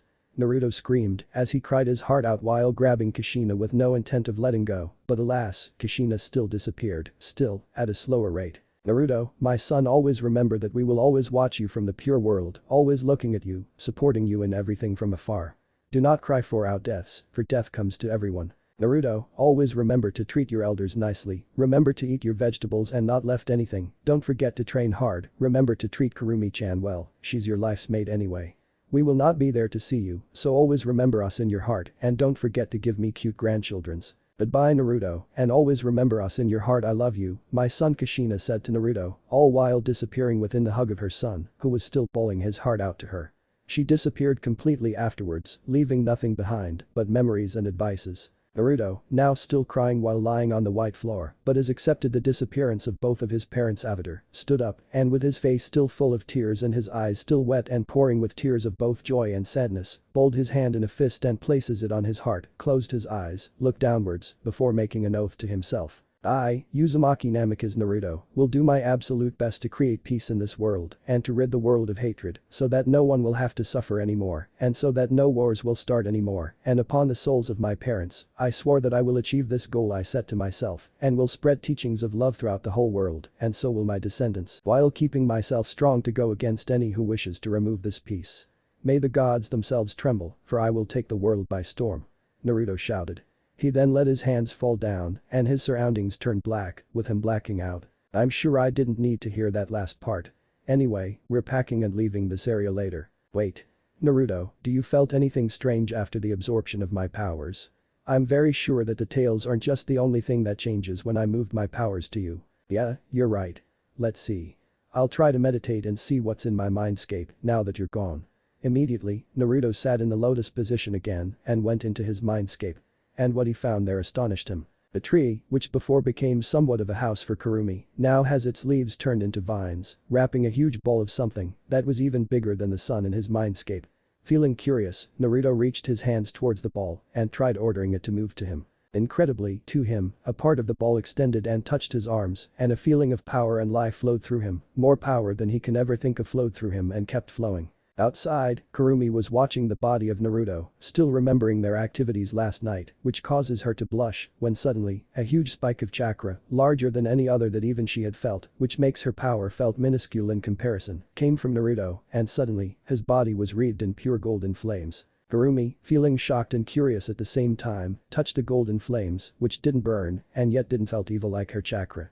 More like it was filled with life, and then, a bit of the chakra flowed into her body, and instantly she felt revitalized. Any pain she felt from last night was gone, and her body felt amazing. She was so awed by this that she didn't realize that Naruto's eyes are open, and he immediately jumped in shock. Holy shit. What's this? It felt like that weird ball of something within the mindscape, but it's different. This is awesome. Naruto exclaimed until he saw Kurumi, who was still standing in awe at his appearance. Love, I think this is actually the purified power of the juubi, and somehow it felt much more powerful than what it once was. It is extremely weird, but it is totally great and it might be useful as a trump card of sorts. Naruto then concentrated and turned off the chakra cloak and starts to pack before he remembered something. Kurumi-koi, I must leave for a while. Since you gained a human form, I need to look for clothes for you to wear during our journeys. I'll go to a nearby town to look for clothes for you, okay? Just stay there. And with that, Naruto left, leaving Kurumi to get used to her human body. During the time Naruto goes to look for her clothes, she found out that she has lost all her powers except for some, and is slowly gaining them back. She predicted that by a year, she would manage to recover her whole powers back. She also found out that with some concentration, she can turn into a human form, back to her Hanyu form, and to a fox demon form, which is a golden fox with 9 red tipped tails, with its eyes pretty much adjustable.